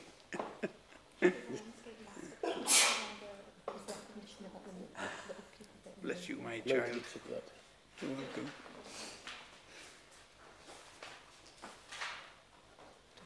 couldn't see anything about maintenance in the conditions. Yes, but what we can add on, we can amend slightly the landscaping condition to include provision that it be maintained in accordance with details to be submitted. Okay. Thank you. Thank you. Councillor Watts. Yeah, thanks, Chair. I'm sorry, there is a question, but like others, there's a little bit of conversation first. When they built Wansbeck Hospital, they said it was also for people that live north of Ashington. When they put the railway station in at Ashington, they said it's also for people who live north of Ashington. They will need a car to get to that cinema. Right? They will. Even that 474 bus that runs from Bedlington Station to Camas, I knew I'd get Camas in somewhere, Chair, and goes on to Whittington. That stops at that time of night. So people from Whittington will have to have a car to get to the cinema. So I have a lot of sympathy what Councillor Bowles said, but more so because I need to bring it to people's attention. Straight opposite, where you've done your survey, is a lovely store called Home Bargains. And there's a sign bigger than that screen tells you 1.5 hour parking. You go beyond that 1.5 hour and you'll get done. I used to work at Manor Walk, sorry. This View Cinema is exactly the same. There's a time limit on how long you can be there. Silverlink's the same. They all have it. Now, what I'm concerned about, and it's a bit like the travel plan, so here's my question coming. It's a bit like the travel plan with the school. You have Asda on one side. I don't know what the restrictions are there. You have Lidl over here, which closes at a certain time of night, probably when the last show is coming on at the cinema, or people coming out late in the evening for a meal at one of the new restaurants. Can we not work with these people to access their car parks? That, to me, would be the solution. But more importantly, Chair, and it's a question for highways, when you come in from Woodhorn Road, is there any chance of getting any signage on the roads to tell me, is that a roundabout? Do I stop? Do I let him from the right come first? Do I let him come from the left first? Because with another 78 cars there, I'm going to start worrying even more than I worry now. And I think Councillor Ball would agree with me just how perilous that double roundabout is. It really does need looking at.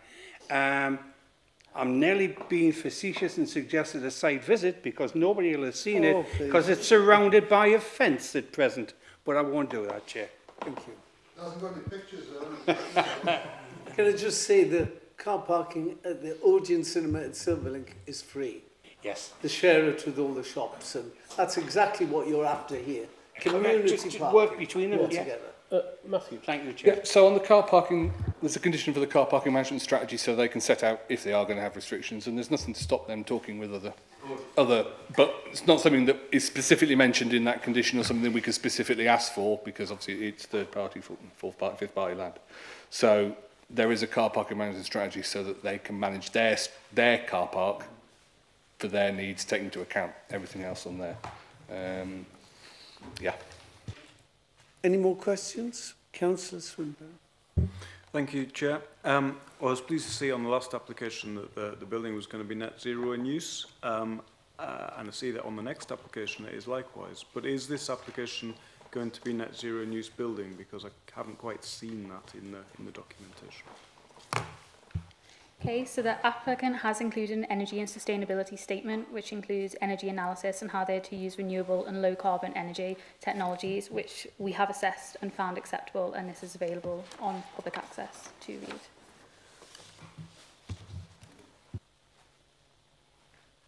All right. Martin. So is that telling us that it will be net zero in use? Because I haven't actually seen it.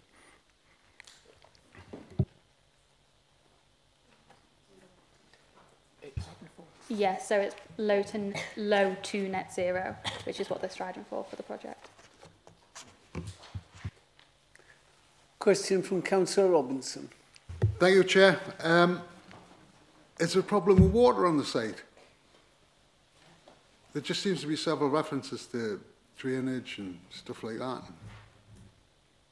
Or is it just the fact that we're going to concrete over basically what's tarmacked already?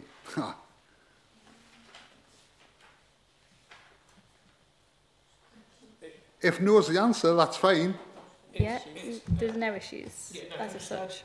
That what you're probably picking up, being as you over the years seen many applications, over recent years we are increasing the emphasis placed on sustainable drainage for all forms of development, which includes measures in design to stop water coming off the site at a rapid rate during periods of heavy rain and to slow it down. So that's why all permissions nowadays come with much more conditions, and that's why, and following the setting up of the lead local flood authority, they advise on the requirements on every scheme. It just seemed there was a few more than I thought there would have been. You know, That's an historical trend in that we are seeing more controls over sustainable drainage than in the past. I want to ask you about the biodiversity net gain. Okay. And we're talking about credits here. Right. To be quick, I'll give you a potted history of biodiversity net gain. Biodiversity net gain is a proposal brought in by the previous government which sought to make sure that all forms of physical development took due consideration towards damage to ecology, because when you look at the state of the environment reports, it's clear that in this country ecological damage was progressively taking place. Okay. What the biodiversity net gain provisions seek to do is to make it more expensive to develop areas of high ecological interest. And I think the intention of the central government at the time was that, at the moment, you've probably heard it numerous times, it's cheaper, say, for volume house builders to develop greenfield sites than brownfield ones, and they sought to rebalance that. However, by the way the calculations are structured from DEFRA, which are called the metrics, it has also become clear that the biodiversity net gain calculations also pick up a very high score for brownfield sites, because they often have ecology which is ranked on there. So up and down the country we are seeing what is perhaps not an intuitive outcome, but the fact that what you would call brownfield derelict sites are scoring actually disproportionately better than, say, intensively managed agricultural fields. And so brownfield land has become more expensive to develop because of biodiversity net gain, because it scores more highly. So this site had to accommodate a biodiversity net gain requirement, even though intuitively you would have thought this would be an ecologically rich site. But according to the new policy approach from the central government, it does. So it had to accommodate that. In the same way that if you take, say, the data centre site, you know, that's a very large site which has a very significant biodiversity net gain requirement potential on it. So it's saying there's a requirement for a plan. My question was, are we talking about, we must be talking about off-site biodiversity again. Are we talking about them buying credits, basically? Well, how it works is that you can use a government-sponsored scheme, which is really expensive to buy credits, on one extreme, or you can try and secure it on-site, or you can arrange for yourself off-site. And Advance has access to a range of opportunities themselves for securing credits. Just to be clear, the biodiversity net gain legislation means that we have to have assurance that this will take place before the Grant Planning Commission. But therein lies the problem. We've eventually got there, Ro. This is Advance buying credits off themselves. Yes. Is that ethical? Yeah, no, that's most developers faced with, you know, paying excessive cost for biodiversity net gain credits are setting up their own, you know, pools of net gain, and that's what any developer do. We have to see that the use of those credits is guaranteed by legal agreement. Okay, and that's how we approach any developer. Okay. Just seems a little bit, you know, we're setting the requirement, our arms length companies picking up the credits, they're doing a development here and they're buying them off themselves. If I was writing the headlines, I'd have a field day.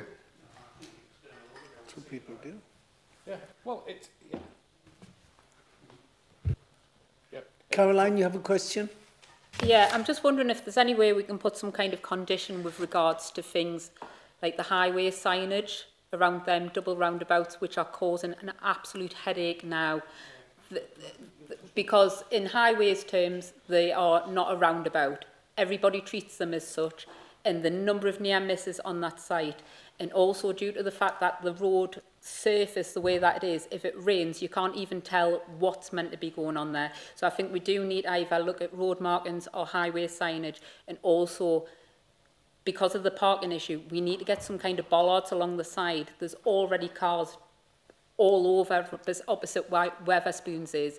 If that other site's going to remain empty, we're going to end up with that green grass covered in cars on a night time. So I think we need some conditions on there. Oh, yeah, can I ask a question before I invite Matty? Are you talking about in general in Ashington, or are you talking about actually linked to this development?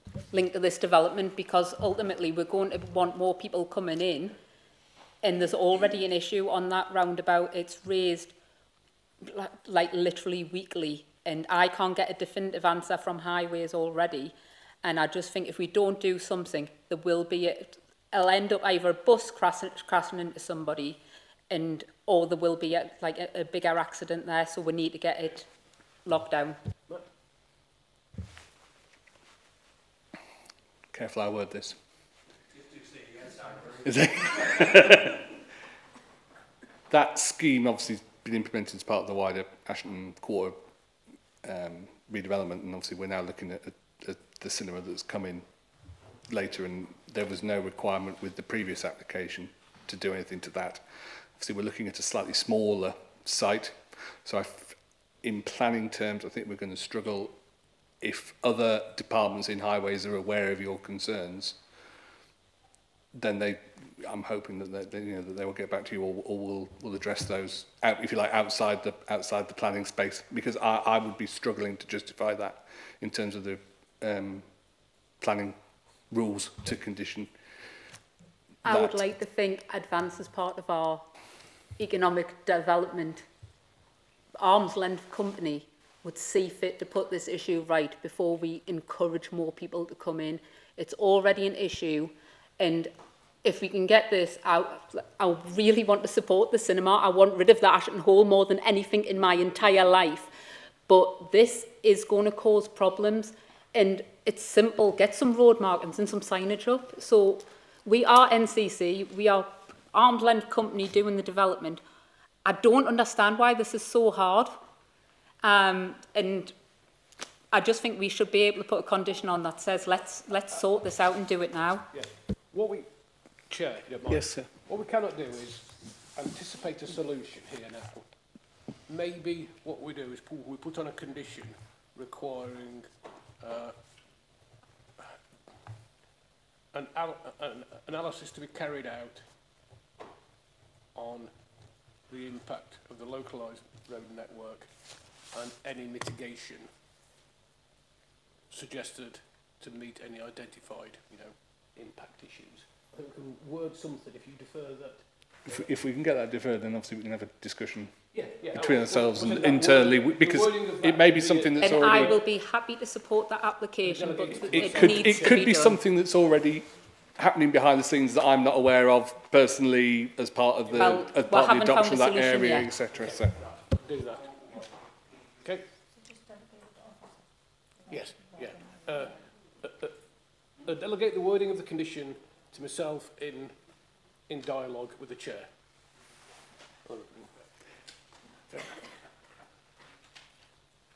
Any more speakers? We are in debate now. I think we're in debate, aren't we? Have we not? We're still on questions. Right. Would someone like to move a proposal, please? Caroline. I will be happy to propose the recommendations along with the conditions, obviously as long as I can get that condition agreed with the chair, because I really think it's so important. We're looking at that, Caroline, we are. Are you seconding, Councillor Robinson? Did I see your hand up? Sorry. Right, Alex is seconding, and now Georgina would like to speak to the proposal? Yes, I mean, I live the other end of the county and I'm sick of hearing about the Ashington Hall, so that is just great that we're going to do this. And it's a really positive development. And just picking up on the point about, it's an interesting mindset, because if you lived in a major town or city, you wouldn't even think about being able to get your car into major retail and cinemas and so on. So, and obviously what the idea would be to fuel the supply and demand and make the case for better public transport connections. And often, you know, when you speak to the bus companies, where they have fewer services, there isn't the demand, so the demand fuels that. So I don't think, I get your point, Caroline, about not enough car parking, but that's just not really the way that it works. So I think it's a positive development. Great news for Ashton. Glad we're going to hear the end of the Hall, and I'm going to support it. Anybody else like to speak? Alex, then. Can I just very briefly mention and compliment the officer team on planning condition 26. There's nobody mentioned this at all. We are agreeing to 2 restaurants, but one of the things they're making very clear here, it will not be a takeaway, which, although welcomed by so many in our communities, has almost become a scourge of the high street. And it's for the very best reason, when I put my glasses on, to improve health and well-being and reduce health inequalities in accordance with our policy. And I compliment the team for putting that in as a condition.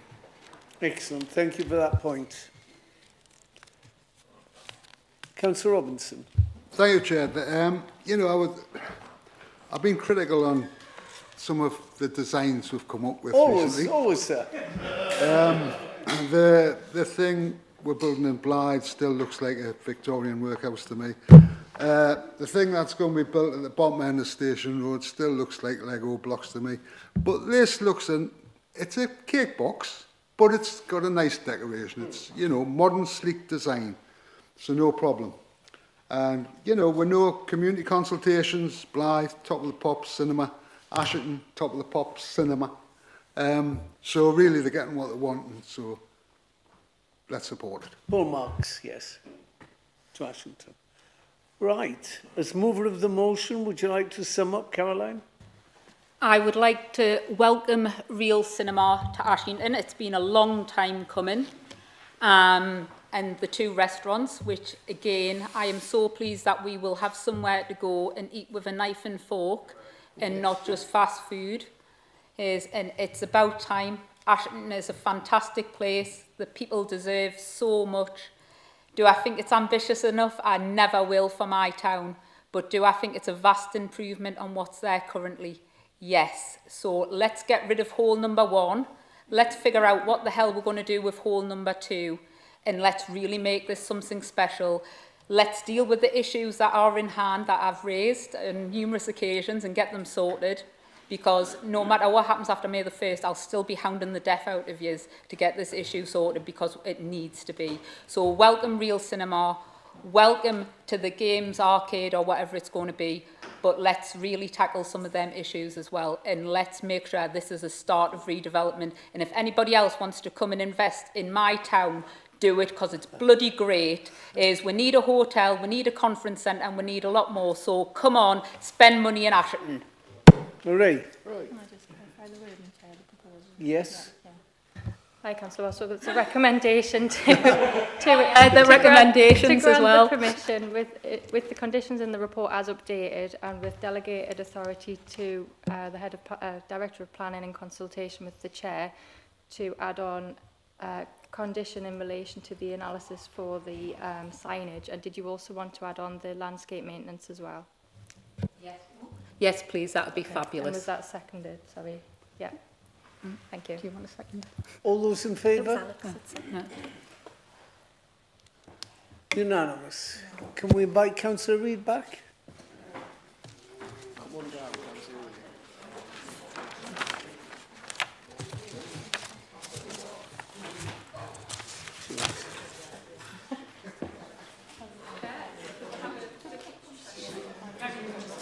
Very quick one.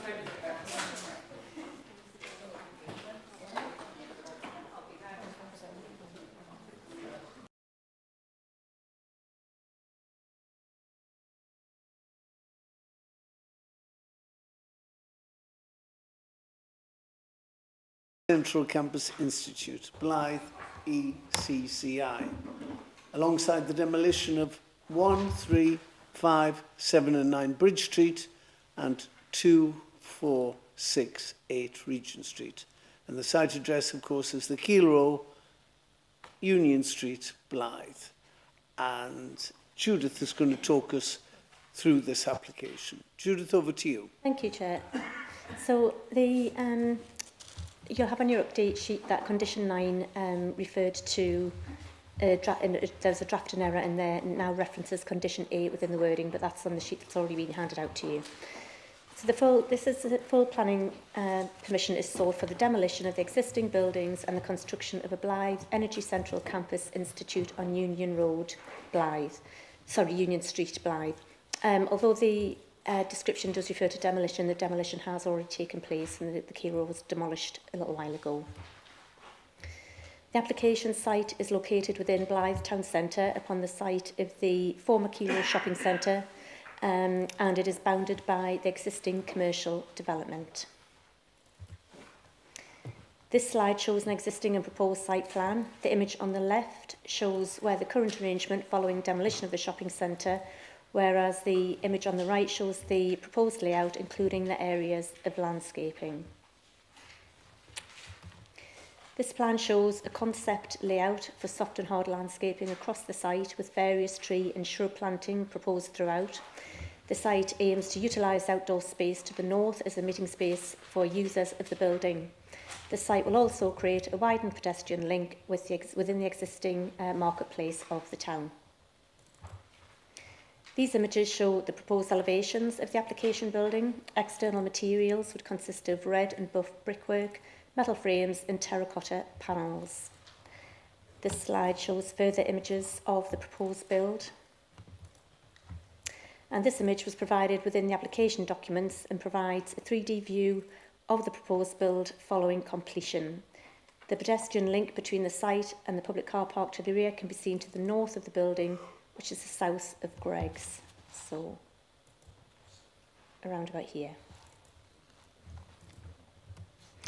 So these photographs show the existing buildings which are to be demolished, including the locally listed units. The second image provides a more recent view of the site with the locally listed structures covered in scaffolding due to damage caused by adverse weather last year. The local authorities' Built Heritage team were consulted on the application and did not object to the demolition of the heritage assets, recognising the public benefits of redeveloping the site. This slide shows photographs of the site at present following the demolition of the shopping centre. And this image is from 2023 and shows the previous arrangement of the site, including the Keel Row shopping centre. So if anybody doesn't know it, that was the entrance there to the shopping centre. So the recommendation is to approve the application subject to the conditions within the report and the minor amendment on your updated conditions list from earlier. Thank you, Chair. Thank you very much indeed. We have one speaker this evening on this final application, and that is Helen Marks. Helen, you've got 5 minutes. Over to you.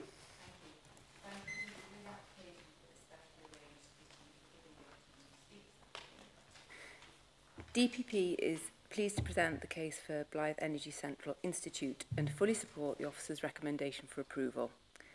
The proposal for the construction of the Blythe Energy Central Institute represents a transformative step forward in revitalising Blythe Town Centre and a significant investment in the future growth of the town, aligned to the low-carbon energy sector.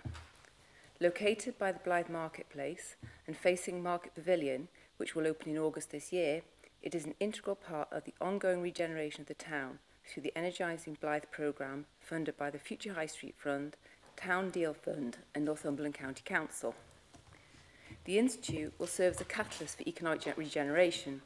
It will create new jobs and attract skilled professionals, generating further opportunities for local businesses and boosting employment. This increased activity will foster greater spending within the town, boosting the local economy. The development is part of the Energy Central Campus, which is a business-led skills, education and innovation development supporting growth in the clean energy sector in Blythe and the wider North East. It is being led by the Energy Central Campus Limited, a unique partnership between the offshore renewable energy catapult, the Port of Blyth and Northumberland County Council. The Energy Central Campus consists of the Learning Hub at the port, completed last year with Bede Academy and Northumberland Skills, and providing STEM and T-level electrical and mechanical engineering courses. The Institute will develop higher level skills and technological innovations to keep Blyth and the wider region at the forefront of the energy growth sector. The campus will provide an end-to-end learning pathway to equip young people and adults with the skills needed to take up careers in the expanding clean energy sector. This will enable sector companies to grow through access to skilled workforce and support for cutting-edge research and innovation in clean growth technology. It will also provide the opportunity for local residents to become equipped with the skills needed to compete for high-value jobs in this rapidly growing industry. This will create a sustainable future for Blyth with long-term benefits for the town's economy and workforce. GSS Architecture has designed the building in anticipation that it will be seen as a leader in environmentally sustainable design and to be an exemplar for future development in the area. Mechanical and electrical systems incorporate renewable technologies, including air source heat pumps and photovoltaic panels, with tailored ventilation and flexible electrical infrastructure. Civil and structural plans address flood risks with resilient measures and sustainable materials, while the environmental strategy aims for net zero operation, improving efficiency and reducing carbon through airtight design and renewable energy integration. The building layout has been designed to foster collaboration and learning between the energy sector and academia. A ground floor level, the entrance area and building atrium connects with the marketplace, which includes a public-facing cafe and tiered seating for informal presentations. Also on the ground floor is a large theatre space offering a versatile space for lectures and events. The building will also provide co-working office spaces, flexible state-of-the-art research and teaching labs, classrooms and collaborative spaces. The Institute will be located on the site of the former commercially unviable Keel Road Shopping Centre, which was acquired by Northumberland County Council to transform and repurpose this large and central site into a new focal point for learning, innovation and collaboration, bringing greater footfall and attracting new visitors to Blyth Town Centre. Throughout the planning process, the applicant has worked closely with consultees to ensure that all comments have been fully addressed. There have been no public objections to the proposals, and pre-application drop-in sessions to view the plans were broadly supportive. As outlined in the officer's report, the proposal aligns with both national and local planning policies, delivering substantial social, economic and environmental benefits. The development at the Institute is a key objective in the Energising Blyth Town Investment Plan to grow the town and ensure future economic prosperity. Cabinet has also approved the outlined business case. We therefore urge the committee to support the application and approve this vital development. Thank you. Thank you very much. Thank you. Ladies and gentlemen of the committee, have you any questions you'd like to put to the planning officers? Councillor Watson. Thank you, Chair. I think on the car parking side, I just want some clarification around that. It's not very clear about how many spaces we're losing. I know we're keeping the car park, and it does say that it's not detrimental, but I just know that people will ask, are we losing many spaces? And I've got two more questions as well. Do you want me to ask them all together? The second question would be, again, about the landscaping, to have the maintenance in with it, like the condition on the last application. And the third question would be, I'm surprised, given the flooding that we had in October last year, that the Environment Agency didn't actually respond as a statutory consultee. I know that the lead local flood authority have said they don't have any objections subject to conditions, but that does concern me given that this area was heavily flooded from surface water, is what I believe, and I understand that the current Market Pavilion has some kind of basins underneath the marketplace, but I do again worry about the maintenance of that, and I would like a little bit of clarity on the flood risk. Thank you. Chair, it's interesting that you've raised that point actually, because I had a conversation with the lead local flood authority just this morning on that, because I was aware that there was a flooding issue not that long ago, and they are satisfied that the flooding measures that have been proposed to be installed do satisfy and take account of the flooding that's happened previously. and they've taken account of that, and the systems that will be going in are robust enough to counter that. So it shouldn't happen again. I mean, you can't really predict anything will get such adverse weather at times, but the drainage systems that are proposed have catered for the flooding that did happen.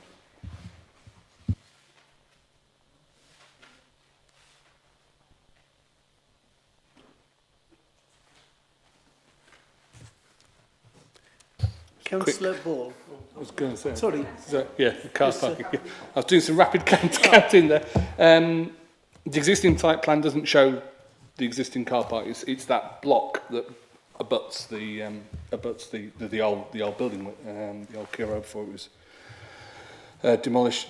Quick Google Street View count: 16 were where the new bank of 1, 2, 3, 4, 5, 6, 7, 8, 9, 10, 11, 12, 13, 16, 17. So it's the same, or one more, one less. It's in terms of that bank. To be honest, it looks as if it's a replication of what was there before, just put up to current standards in terms of space sizes, etc., and the gaps between the disabled bays. So it's similar. And the landscaping? Yeah, we can put the similar condition onto the one that we've just discussed in the previous application. Yeah. Councillor Bull.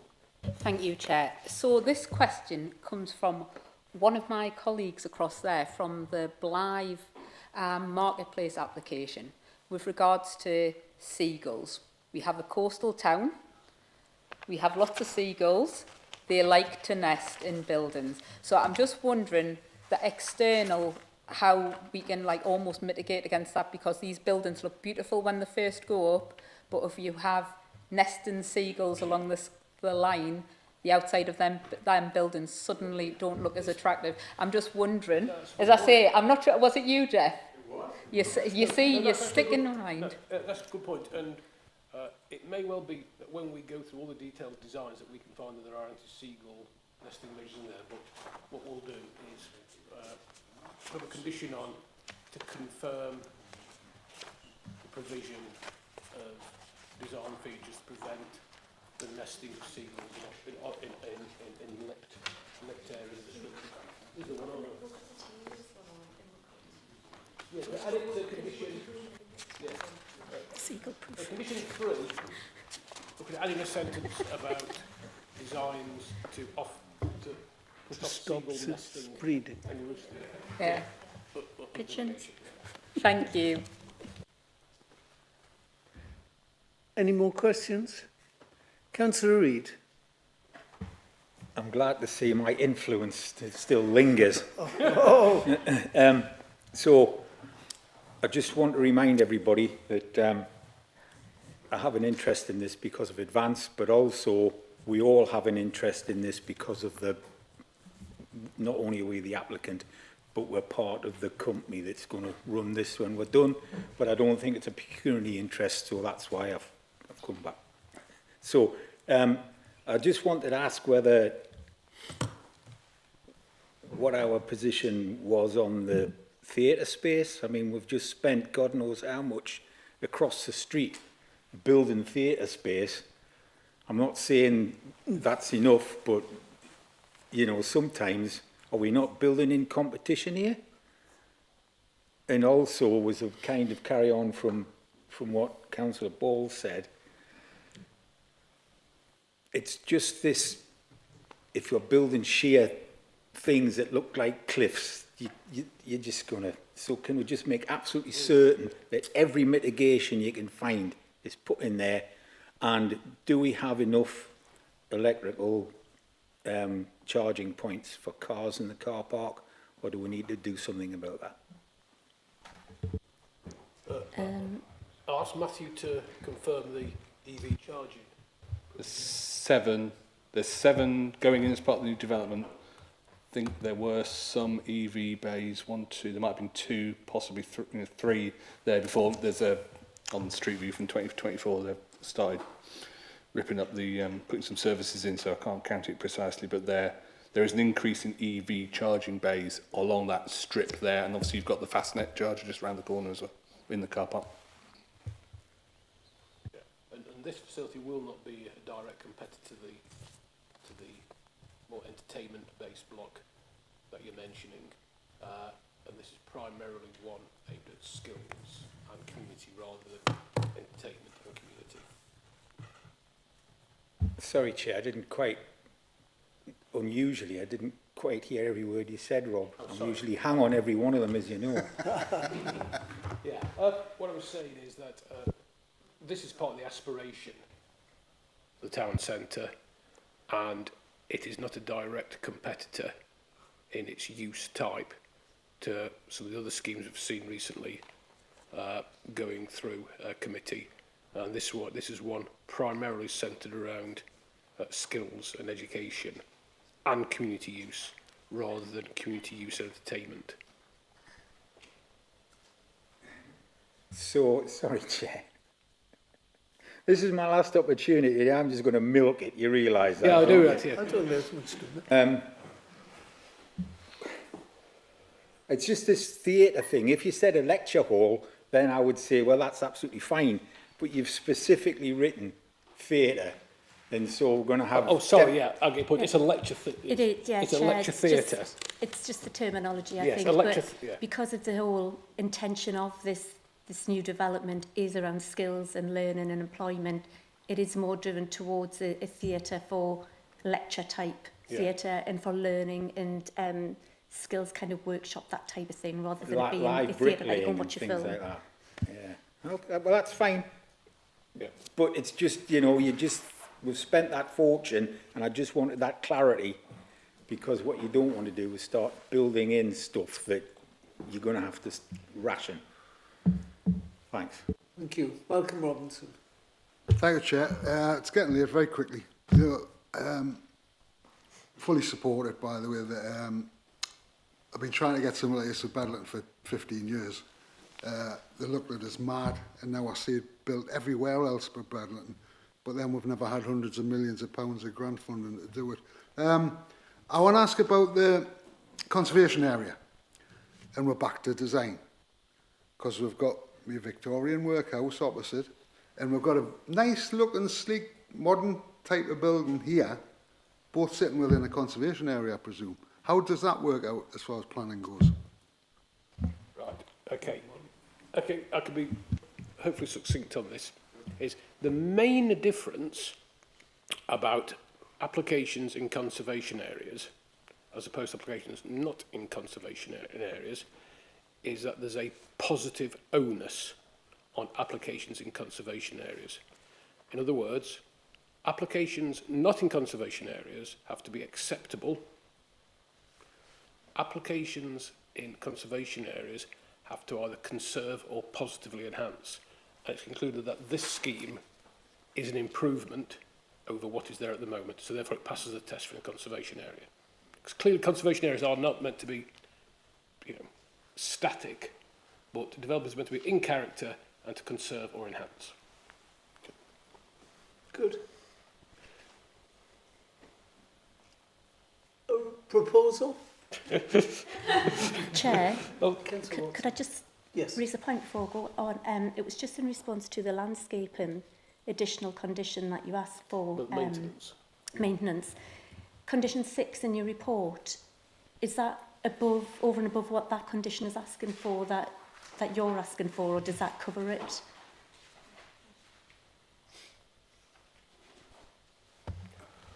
that specifically say maintenance of it? Well, it asks for aftercare for 5 years. Yeah. Does that cover? Yeah. So we don't need to add anything additional. okay. Okay, thank you.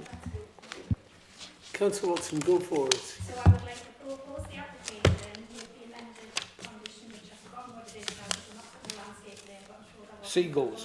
The seagulls. How did I get? I'll second that, so I've got something in the agenda. Jeff, there's no need to parrot it. Any debate on this? All those in favour? That's unanimous. As Chair, I've got no urgent business, but I wish well those members leaving this committee tonight. I think Jim Lang and my friend Jeff Reid. I wish them well in their retirement, and I thank them for all the contributions they've made in this chamber over the years. Well done.